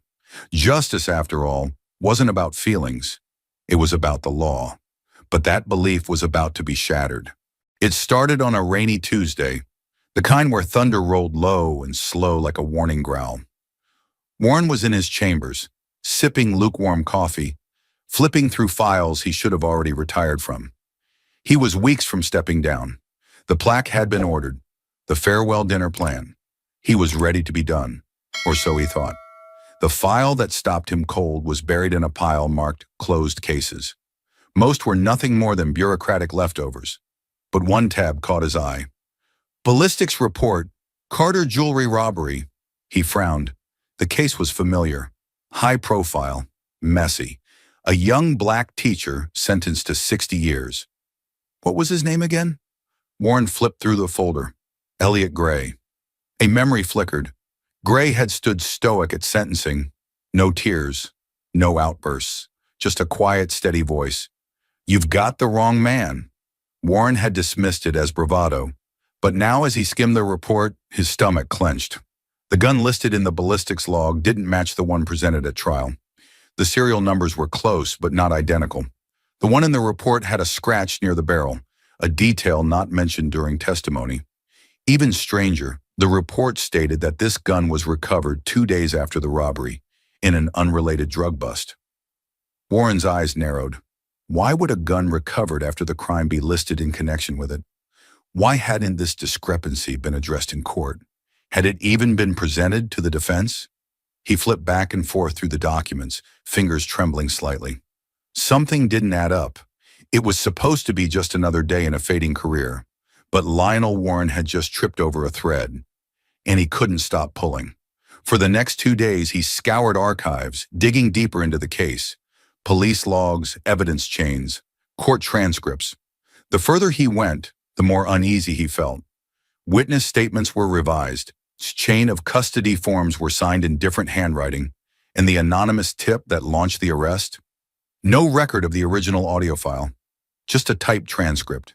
No source, no signature, nothing. He was staring at a house of cards, and it was beginning to sway. Warren knew he couldn't take this on alone, not without risking a mistake, not without help from someone who could follow the shadows deeper than him. So he made a call he hadn't made in over a decade. Marla Knox picked up on the third ring. "Still alive, old man?" she rasped, her voice soaked in sarcasm and cigarettes. "Barely," Warren replied. "I've got something for you. If it's another birthday card with no return address, I'm hanging up. It's a case, a closed one. But I think someone buried the truth." That silenced her. 5 hours later, they were sitting across from each other at a rundown diner off Highway 71, the kind of place where the coffee tastes like regret and the waitress doesn't ask questions. Warren laid the files between them like a poker hand. Marla, graying but still sharp-eyed, skimmed through the papers with growing tension in her jaw. "You're not wrong," she muttered. "This stinks." "Tell me I'm crazy," Warren said, though he didn't believe it. She leaned back, eyes narrowing. "No, Lionel. You're not crazy. You're staring at a setup." Marla got to work fast. She contacted old sources, dug into department logs, cross-referenced gun registration records. It didn't take long for the pieces to fall apart. The real weapon, the one from the post-robbery bust, was never introduced in Elliot's trial. The weapon used in court was logged from a separate evidence locker, accessed by one man, Detective Travis Kerrigan. The name hit Warren like a slap. Kerrigan was decorated, clean on paper, but too clean. His conviction rate was almost supernatural, and now he was the common thread tying together fabricated timelines, altered witness testimonies, and a gun that should never have been in that courtroom. Marla's voice was low when she said it. "He framed the kid." Warren looked down at the photo of Elliot Gray, handcuffed, eyes hollow, standing in front of the judge's bench like a man watching his life be carved into pieces. "He was sentenced," Warren whispered. "Yeah," Marla said, "but now you get to undo it." Judge Lionel Warren had stepped onto a battlefield. He knew it. Marla Knox knew it. But there was no turning back now. Too many lines had already been crossed, too many injustices laid bare. Together they faced a machine powered by lies, corruption, and ruthless ambition. It started quietly. Two figures in Warren's dimly lit office, poring over mountains of files, their eyes red from exhaustion. Pages of transcripts lay scattered around them, each word sharper, more ominous than the last. Warren thumbed slowly through a thick stack labeled Case Files Elliot Gray, each detail pricking at his conscience like a needle. Then he saw it clearly, the first unmistakable fracture in the facade. Ballistics report number 4752, weapon-matched suspect. But the serial number differed drastically from the gun presented at trial. "This isn't just sloppy," Warren murmured grimly. "This is deliberate." Marla leaned forward, voice tense.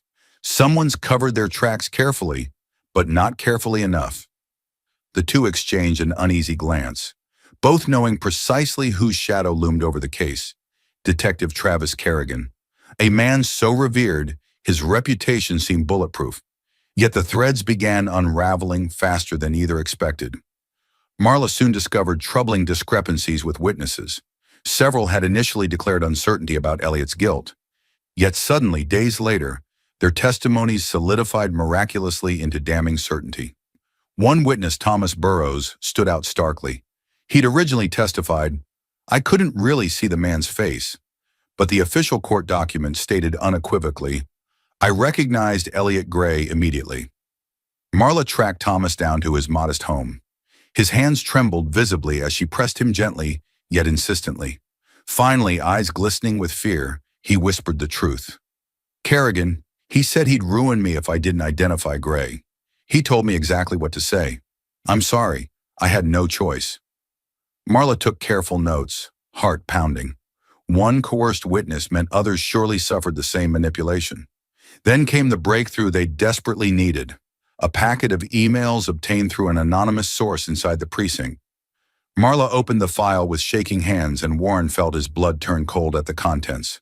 From Kerrigan, Travis, to Deneen, Marcus, ADA. Subject, Carter robbery. Case, Marcus, we need to close this quickly. Mayor's breathing down our necks. Pick someone who fits. Gray's profile works perfectly. We tie him to the gun and bag. Push the narrative. Jury won't question it. Another email read, from Deneen, Marcus, ADA, to Kerrigan, Travis. Subject, Carter robbery case. Agreed. Expedite the evidence. I'll ensure minimal scrutiny. "This isn't just corruption," Warren whispered in horror. "This is a deliberate destruction of an innocent life." Marla stared back at him fiercely. "Then we fight." But their investigation hadn't gone unnoticed. 2 mornings later, Warren found his sedan vandalized. The windows shattered, tires slashed. Written crudely across the hood in dripping red paint were the words, "Drop it or die." He stood silently beside the damaged vehicle, hands trembling slightly. Fear surged in his gut, not for himself, but at the magnitude of the corruption he was confronting. Yet beneath that fear burned an unyielding anger, fierce and protective, pushing him forward. Marla received threats too. A chilling phone call, her home phone ringing precisely at midnight. A slow, sinister voice whispered, "We know where you sleep. Walk away before someone gets hurt." She slammed the receiver down, chest tight, anger flaring. The intimidation confirmed how close they'd come to unraveling the entire conspiracy. She wouldn't be scared away. Not now. As pressure mounted, media vultures descended. Headlines screamed across city papers. "Renowned judge pursues controversial case. Is Warren losing his judgment?" Famed detective Kerrigan targeted by judges' wild accusations. Yet Warren refused to falter. Each morning, he walked steadily through the throng of reporters outside the courthouse, eyes fixed forward, unafraid to confront scrutiny. Kerrigan's allies in law enforcement began openly criticizing Warren, claiming he had lost touch and accusing him of attempting to tarnish a hero's legacy. Privately, Warren knew the cost of his pursuit. Friends distanced themselves. Colleagues whispered behind closed doors. Yet he pushed forward relentlessly. One afternoon, after a particularly harsh media ambush, Marla confronted Warren directly. "You sure you're ready for this?" Kerrigan won't hesitate. They're powerful people, dangerous people.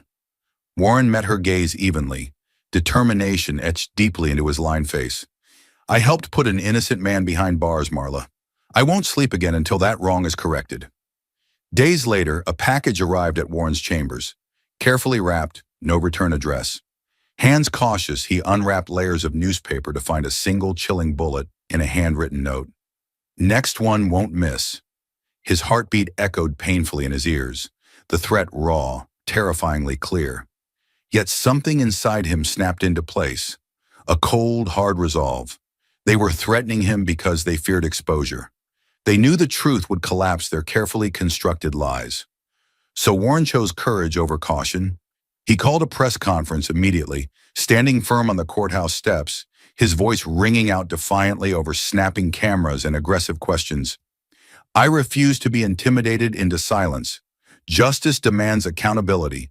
Threats cannot hide the truth forever." Public sentiment began shifting subtly.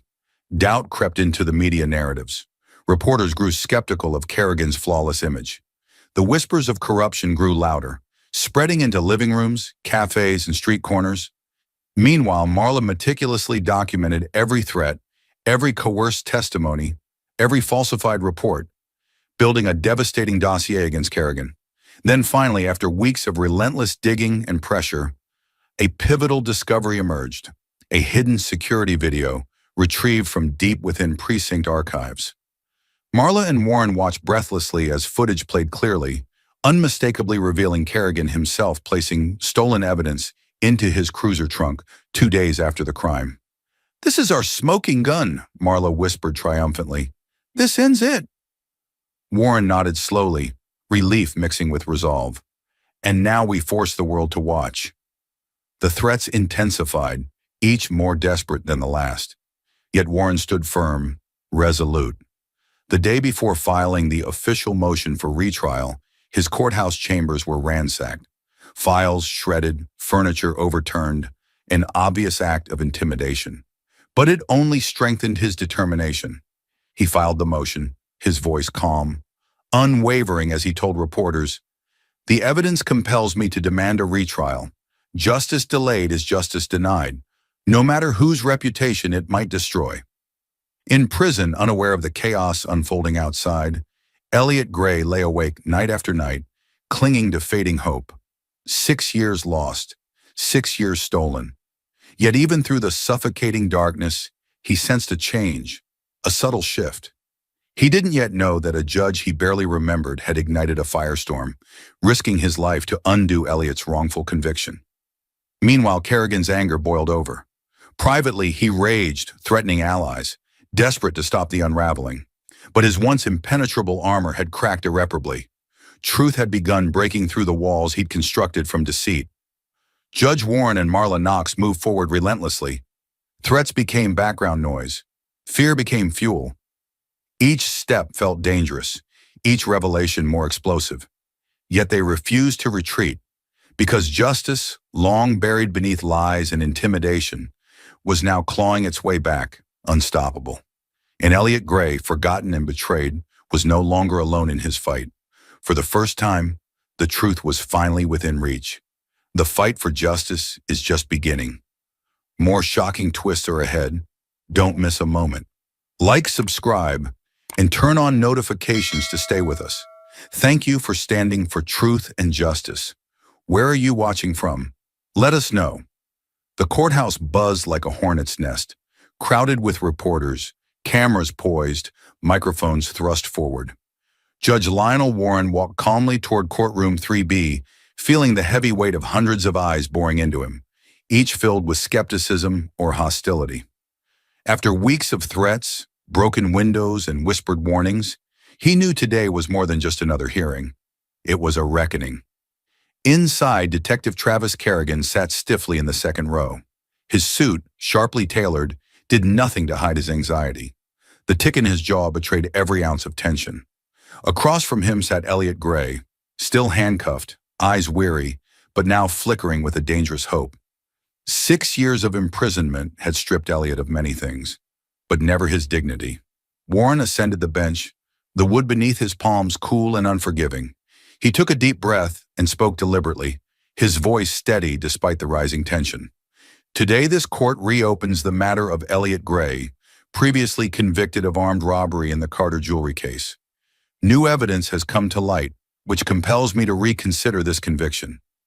Murmurs spread like wildfire. Cameras flashed silently. Kerrigan shifted uncomfortably, his gaze piercing Warren with a silent fury. I will now present previously withheld video footage that challenges the very foundation of this conviction, Warren declared, motioning to his clerk. The lights dimmed. A projection flickered to life. An audible gasp rolled across the courtroom as a grainy black and white video began to play, time-stamped exactly 2 days after the robbery. On screen, under the shadow of twilight, Detective Kerrigan appeared clearly identifiable, hurriedly approaching an unmarked police cruiser parked discreetly behind the precinct. In his hand swung a heavy black duffel bag, unmistakably matching the description of the bag taken from Carter jewelry.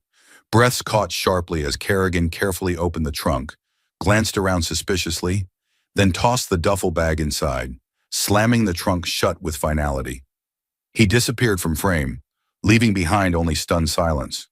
Warren raised his voice into the electric quiet. This footage, retrieved from hidden precinct archives, was intentionally removed from official records. It was never provided to the defense, nor entered into evidence during Mr. Gray's original trial. The courtroom erupted. Kerrigan bolted upright, face flushed red. "That's fabricated. This is a smear campaign," he bellowed. Warren banged his gavel sharply. "Detective Kerrigan, sit down immediately." But Kerrigan ignored him. "This is a witch hunt. You've doctored evidence to frame me," he shouted, veins throbbing violently at his temples. Marla Knox stepped swiftly forward, placing another stack of documents emphatically onto Warren's bench. "These emails," Marla announced loudly, "recovered from internal police servers, clearly demonstrate that Detective Kerrigan coordinated directly with Assistant District Attorney Marcus Deneen to deliberately frame Elliot Gray." She read aloud a chilling excerpt. "Gray fits perfectly. Push the evidence through quickly. The mayor needs a conviction, and the media wants closure. Make the jury believe it. No one will question us." Another excerpt followed immediately. "Kerrigan, I've handled the duffel bag and gun. Evidence will match Gray's prints. Just don't ask how I did it." Kerrigan's voice rose to a fevered pitch. "Those emails are fakes. This entire courtroom is a joke." Warren stood resolute, voice cold as ice. "Detective Kerrigan, your guilt is manifestly evident. You deliberately fabricated evidence, coerced witnesses, and falsely imprisoned an innocent man." "You're insane," Kerrigan spat, trembling violently. "Bailiff," Warren ordered sharply, "take Detective Kerrigan into custody immediately." As 2 court officers stepped forward, Kerrigan thrashed violently. "Don't touch me," he roared. "Do you know who I am? I made this city safe. You're throwing me away for one worthless criminal." He was swiftly restrained, wrists wrenched painfully behind his back. As cuffs clicked shut, Kerrigan twisted fiercely toward Warren, eyes blazing with pure hatred. "You'll regret this, Warren," he screamed, spittle flying from his mouth. "You don't know what you started. I swear you'll pay." Kerrigan was dragged from the room, his howls echoing painfully against marble walls. For a moment, absolute silence descended, heavy and suffocating. Warren turned quietly toward Elliot Gray, whose eyes glistened with restrained tears, his body shaking slightly from shock and relief. Warren's voice softened, filled with sincerity. "Mr. Gray, this court deeply regrets the grievous injustice inflicted upon you. On behalf of the judicial system, I sincerely apologize for your suffering. We will proceed promptly to reverse this wrongful conviction." Elliot nodded once, unable to speak, overwhelmed. The world he'd lost, stolen from him by corruption and cruelty, was suddenly within reach again. Outside the courthouse, reporters clamored frantically. The breaking news shook the city's foundations. Headlines roared, "Detective Kerrigan arrested. Innocent man framed. Judge Warren exposes massive corruption in police department." Activists wept openly, their chants rising into the sky. "Justice for Elliot Gray." Social media exploded, demanding accountability, reform, and swift justice. Yet Warren felt no satisfaction, only a deep, persistent ache. His faith in the system he'd served had shattered irreparably, and now he bore responsibility, not just to free Elliot, but to dismantle the corruption that had permitted this injustice. Later that evening, in his quiet chambers, Marla joined Warren. Exhaustion weighed heavily on both their faces, but determination lingered even stronger. "We did it," she whispered. Warren shook his head slightly. "Not yet. Not until Elliot walks free. Not until Kerrigan and those who aided him are fully held accountable." Marla nodded slowly. "It's going to be ugly. Powerful people will fight back hard." "They already have," Warren replied solemnly. "But we won't retreat now. We can't." Far from the courthouse, locked in a holding cell, Kerrigan paced like a trapped animal. Fury consumed him, boiling in his veins. His mind spun wildly, grasping desperately at revenge. He'd built a legacy on power and fear, had broken countless men without remorse. Now one judge's stubborn defiance had unraveled it all. Yet even trapped behind bars, Kerrigan promised himself one thing. This wasn't over. Lionel Warren would pay dearly. Justice or no justice, Kerrigan vowed he'd never forgive this humiliation. Back at the courthouse, Elliot lay awake in his cell. Freedom was closer than ever before, tangible yet terrifyingly fragile. Trusting the system once had cost him everything. Now he could only hope Warren's bravery was enough to finally set him free. Morning would come soon, bringing chaos and confrontation. But tonight, beneath the suffocating stillness, Elliot whispered softly into the darkness, "I'm coming home." And in that promise burned all the strength and resilience he'd clung to through 6 years of hell. Because justice delayed, though cruel, though exhausting, was still justice worth fighting for. Silence enveloped courtroom 3B like an oppressive fog, heavy and thick with anticipation. The gallery was packed, bodies pressed tightly against one another, eyes fixed anxiously on the bench where Judge Lionel Warren prepared to deliver his decision. His face was solemn, expression lined deeply by weeks of relentless battles, threats, and sleepless nights. This moment would define more than just one man's freedom. It was about reclaiming the soul of justice itself. "Will the defendant please rise?" Warren's voice resonated with a clarity forged by conviction. Elliot Gray slowly stood, shackled wrists jangling faintly in the heavy silence, his once strong frame now gaunt from years behind bars, skin pale beneath fluorescent lights, eyes shadowed from too many sleepless nights. Yet despite the exhaustion etched into his face, his posture was defiant, his chin raised, spine straightened, ready to face whatever judgment awaited him, as he had done countless times before, knowing full well the cruelty of false hope. Judge Warren looked directly at Elliot, his voice steady but layered with profound sincerity. "Mr. Gray, this court has conducted a thorough review of the new evidence presented. After careful consideration, I find that the original trial was compromised by significant misconduct, fabrication of evidence, and intentional deception by Detective Kerrigan and his associates." Elliot's breath caught sharply. His mother, seated just a few feet away, trembled visibly, her frail hands gripping a crumpled tissue. "It is the ruling of this court," Warren continued, his voice unwavering, "that your previous conviction be vacated immediately and your full freedom restored without conditions. Mr. Gray, after 6 long years of wrongful imprisonment, you are hereby declared a free man." The courtroom exploded in a wave of raw emotion, applause erupting, reporters scrambling, activists shouting jubilantly. Cameras flashed, capturing the profound transformation unfolding before them. Yet Elliot remained frozen, the words echoing in his mind as if spoken from a great distance, surreal and impossibly fragile. Was it truly over? His hands trembled slightly as a bailiff approached and unlocked the handcuffs, the cold metal falling away with a sharp clatter, symbolizing chains far heavier, finally being broken. The silence within Elliot's soul began to crack, disbelief slowly replaced by a blossoming, powerful emotion. Hope.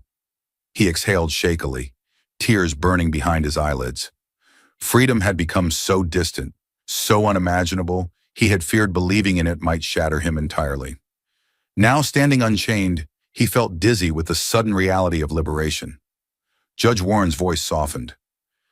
"Mr. Gray, on behalf of this court and the entire justice system, I offer my deepest apologies.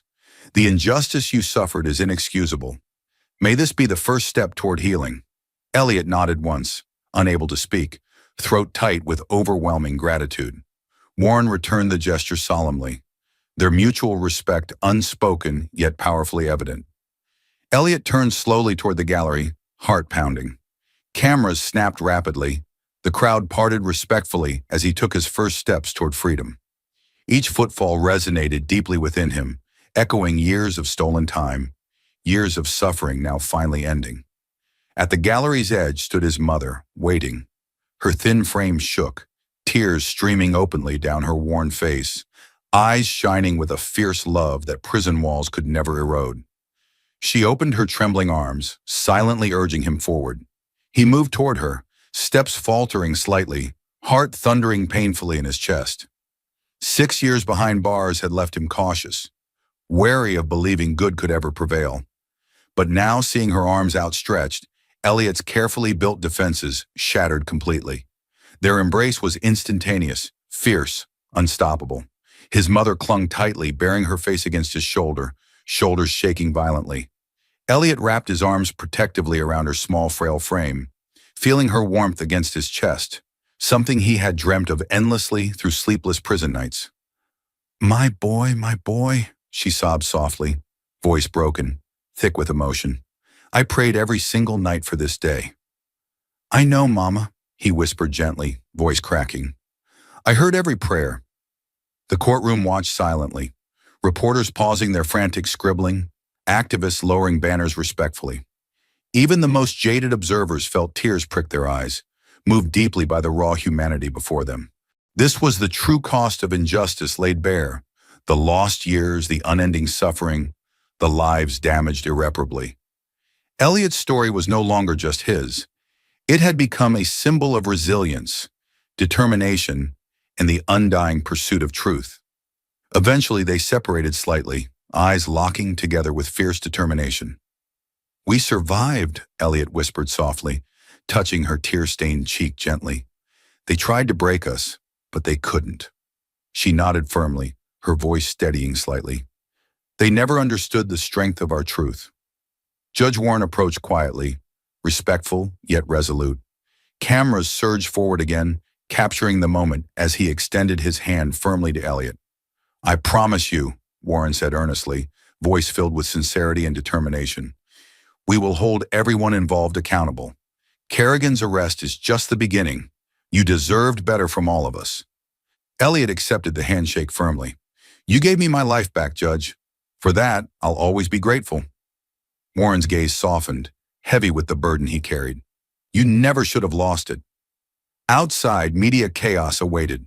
Questions shouted, microphones extended aggressively. Yet Elliot walked steadily through the commotion, head held high despite exhaustion etched deeply into his features. The bright sunlight beyond the courthouse doors momentarily blinded him, symbolic in its brilliance. A rebirth after too many dark days. Stepping onto the courthouse steps, Elliot paused briefly, feeling the warmth upon his face.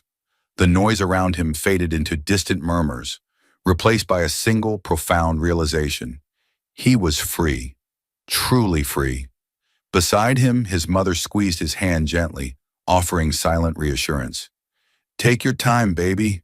We've got all the time now. He nodded slowly, exhaling deeply. Cameras clicked rapidly, but Elliot focused instead on the crowd gathered below. Faces smiling tearfully, signs raised high, chanting proudly, Justice for Elliot Gray! Their voices surged powerfully, filling him with renewed strength. He raised his hand slowly, acknowledging their unwavering support. The crowd erupted into cheers, chants growing louder, stronger. Turning slightly, Elliot locked eyes once more with Judge Warren and Marla Knox, who stood quietly nearby, watching respectfully. Gratitude flooded him, overwhelming yet empowering. He knew the path ahead remained difficult. Healing the wounds inflicted by injustice would take time. Scars ran deep, memories too painful to erase entirely. But finally, after endless darkness, hope blazed brightly ahead, illuminating a new powerful purpose. Justice delayed was justice cruelly withheld. But justice, however long delayed, remained worth fighting for, worth believing in, worth surviving for. Elliot squeezed his mother's hand firmly, stepping confidently toward the crowd, toward his reclaimed future.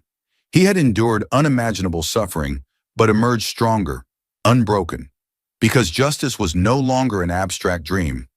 It walked beside him now, embodied by every supporter chanting his name, every truth finally spoken aloud, every step forward into freedom. Today, justice had finally found Elliot Gray, and this time, he would never let it go. In the wake of Elliot Gray's dramatic release, the city's foundations shook violently. A wave of scrutiny descended rapidly, relentless and unforgiving, onto every corner of Fresno's judicial and law enforcement agencies. It was no longer just about one innocent man. It was about the betrayal of justice itself and the glaring corruption that had permitted it. The first domino toppled quickly. Detective Travis Kerrigan. Arrested in court, publicly disgraced, he was swiftly locked away, his reputation shattered beyond redemption. But Kerrigan's arrest was merely the start, a flicker of fire igniting a much larger blaze. Judge Lionel Warren knew that simply removing Kerrigan wouldn't be enough. The corruption that allowed Elliot's imprisonment ran deep, infecting the very system meant to protect society. With fierce resolve, he summoned a full independent investigation. He knew he was challenging powerful forces, but the injustice he'd witnessed had transformed him irrevocably. Investigators descended upon the Fresno Police Department like a swarm of hornets, seizing files, hard drives, and internal emails, meticulously unearthing hidden secrets. Each new revelation sent shockwaves rippling outward, breaking through layers of deception built meticulously over years. Within days, the assistant district attorney Marcus Deneen resigned abruptly, hoping desperately to distance himself from the growing scandal. But escaping wasn't that easy. Late-night news broadcasts repeatedly played footage of Deneen slipping hastily into his luxury sedan, dodging reporters' relentless questioning, guilt etched plainly on his pale, sweating face. The city watched in horrified fascination as email exchanges between Deneen and Kerrigan were published in newspapers, splashed across television screens, revealing with chilling clarity their ruthless conspiracy against Elliot Gray. "We need to close this case fast. Elliot Gray is our easiest target. Don't worry about evidence. We make it stick, and no one will question us." Public fury erupted in response. Protesters marched angrily outside City Hall, demanding justice, not just for Elliot, but for every victim silenced by systematic corruption. But the scandal refused to stop there. One by one, more officers faced interrogation. Nervous testimonies revealed systemic abuses of power, evidence planting, coerced confessions, manipulated witness statements. The web of corruption spiraled wider, ensnaring individuals once considered beyond reproach. When investigators uncovered secret surveillance files documenting harassment campaigns against potential whistleblowers, outrage intensified. Detective after detective was suspended, arrested, or fired. Careers ended overnight, reputations dismantled swiftly beneath the crushing weight of truth. Then the focus shifted dramatically toward the district attorney's office. Press conferences became battlefields, reporters relentlessly questioning officials whose practiced assurances now rang hollow. How many others were wrongfully convicted? How long has your office known about this corruption? No answer was good enough. No excuse was believable. As the investigations deepened, Warren's phone rang constantly with anonymous threats and whispered warnings. Yet his resolve only strengthened. For too long, the powerful had shielded themselves behind layers of deceit, allowing innocent lives to be shattered. Warren had chosen his side clearly. He would fight until justice was fully restored.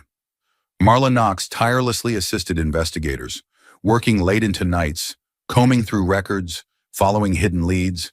Her determination never wavered, her presence a constant threat to those who had operated for so long without accountability.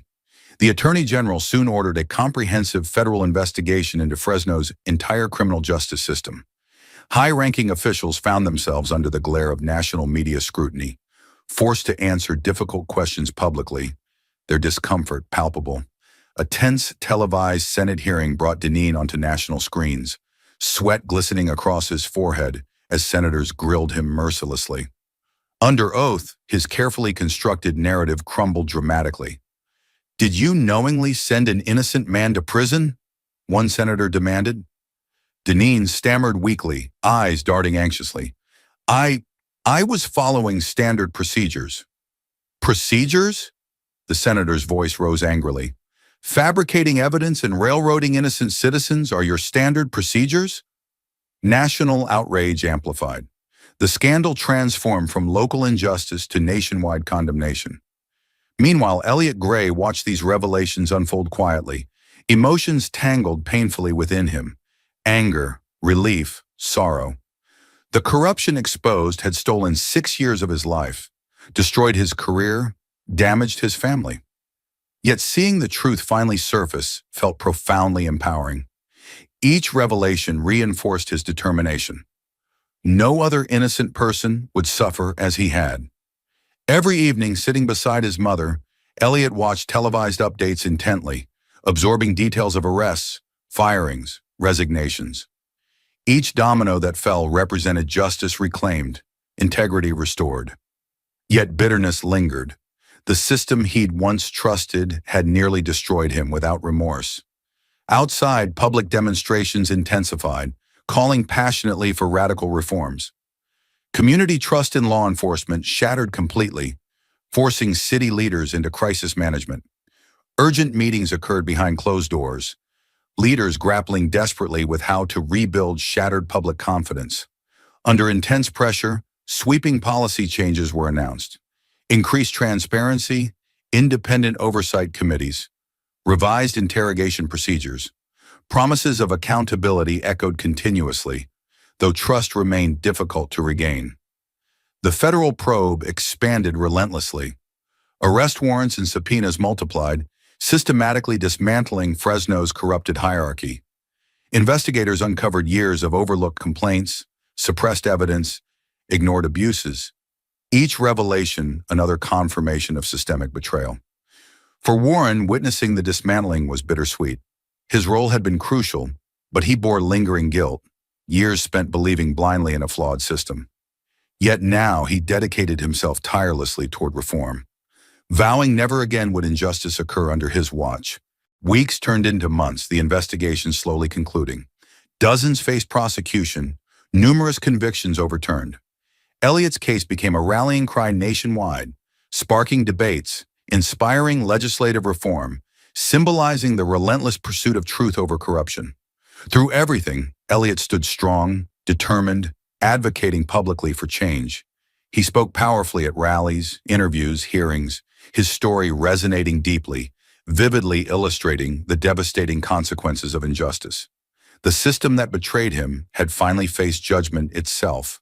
No longer immune, no longer invulnerable, Fresno would never return to blind trust again. The scars inflicted ran deep, wounds slow to heal.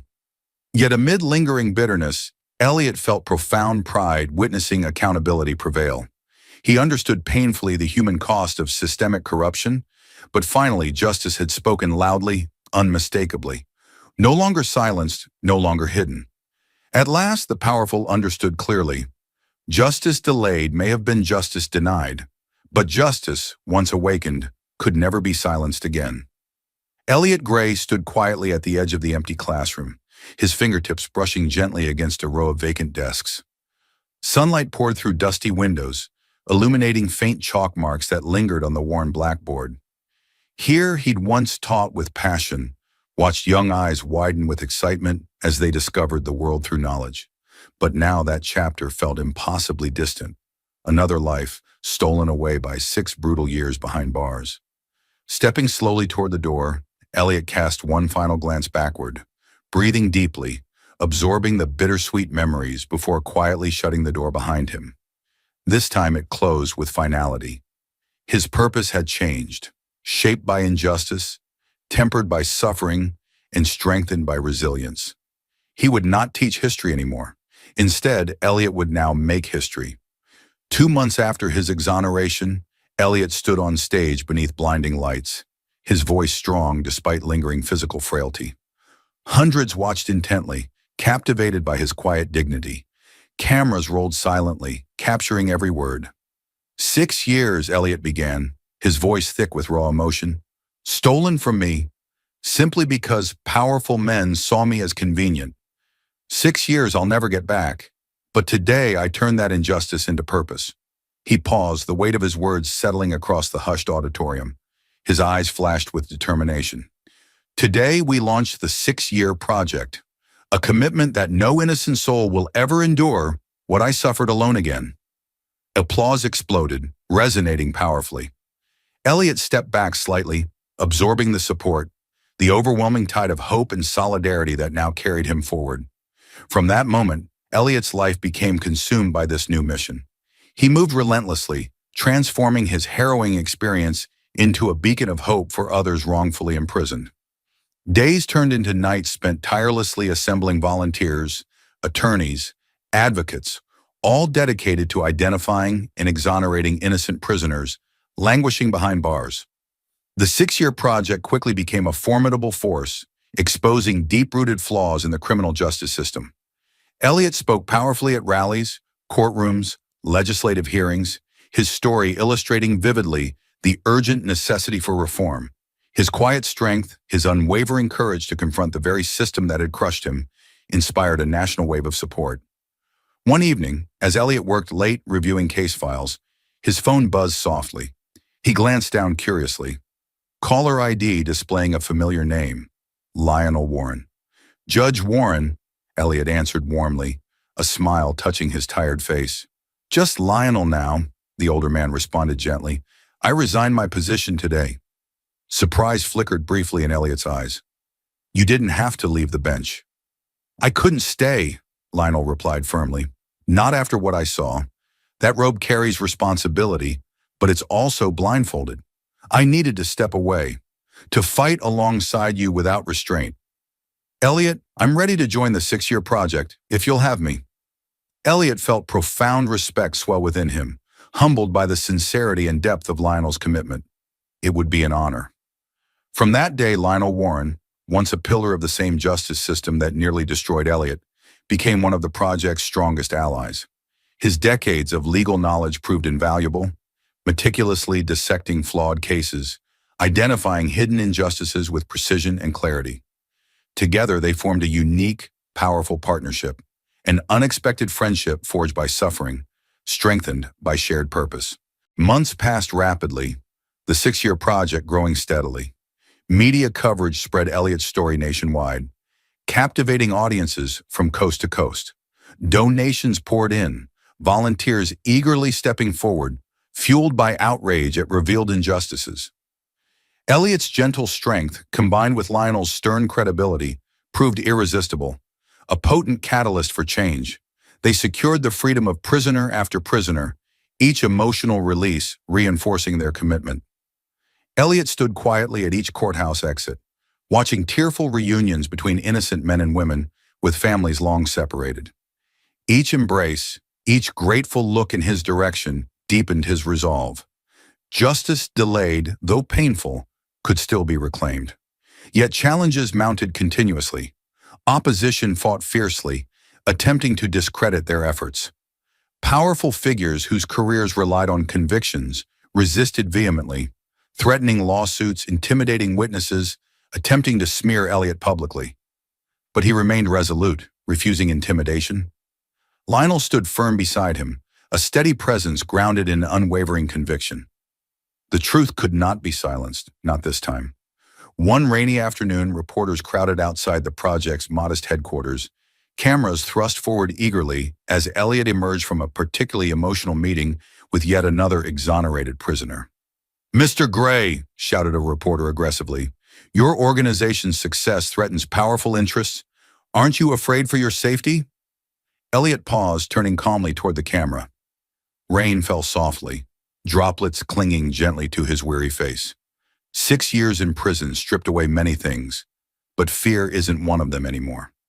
My safety matters far less than ensuring no innocent life suffers again.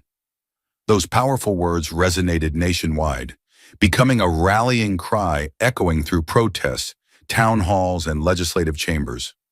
The 6-year project became an unstoppable movement, igniting a firestorm of reform across America. Soon, Elliot found himself testifying passionately before Congress, describing vividly the devastating consequences of wrongful convictions. Senators listened silently, many moved deeply, some brought to tears. Lionel sat quietly beside him, pride evident in his quiet nod of encouragement. In that emotional moment, Elliot's voice softened, yet his message intensified. We cannot allow convenience to dictate innocence. The cost is too devastating. For every day someone innocent sits in prison, trust erodes further, justice loses meaning. We can change that, right here, right now.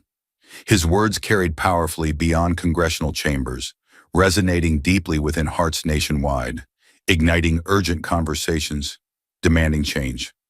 Months later, groundbreaking reforms were enacted nationally. Mandatory reviews of questionable convictions, independent oversight committees established, revised interrogation and evidence procedures implemented. Elliott's tireless advocacy had fundamentally reshaped American justice, ensuring accountability replaced convenience, integrity restored over corruption. Yet the 6-year project remained steadfastly committed. Their work continued tirelessly, assisting victims of past injustices, ensuring future injustices became impossible.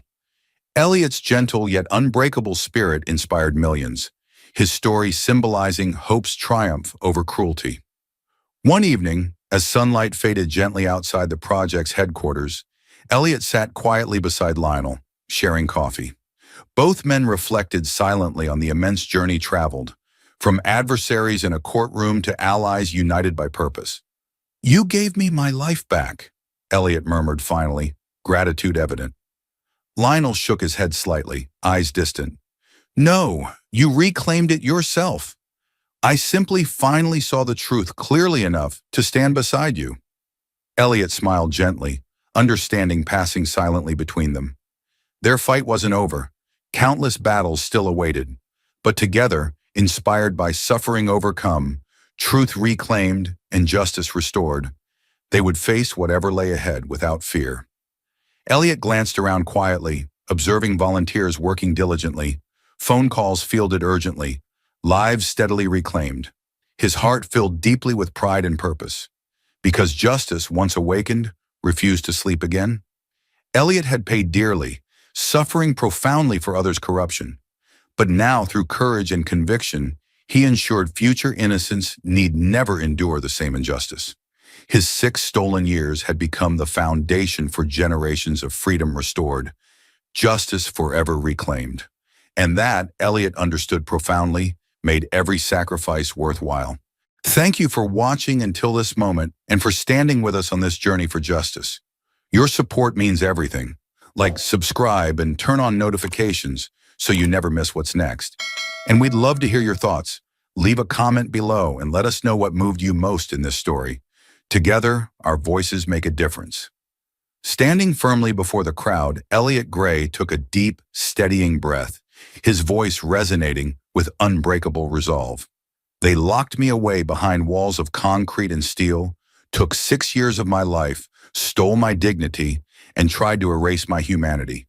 But what they never understood, what they could never grasp, was that justice isn't something you can chain. It isn't something you can silence with intimidation, threats, or fabricated evidence. Justice lives beyond prison bars. Justice survives the darkest cells and the longest nights. It breathes in the hearts of those who refuse to surrender their truth, who never bow to oppression. Elliott paused, his eyes scanning the silent, captivated audience, each word filled with passionate intensity. They thought imprisoning me meant burying the truth, but truth doesn't die in darkness. It waits patiently, inevitably, finding its way back into the light. Today, standing here, I'm living proof that justice delayed is never justice destroyed. Because no matter how high the walls, no matter how thick the bars, justice fights, justice endures, justice rises.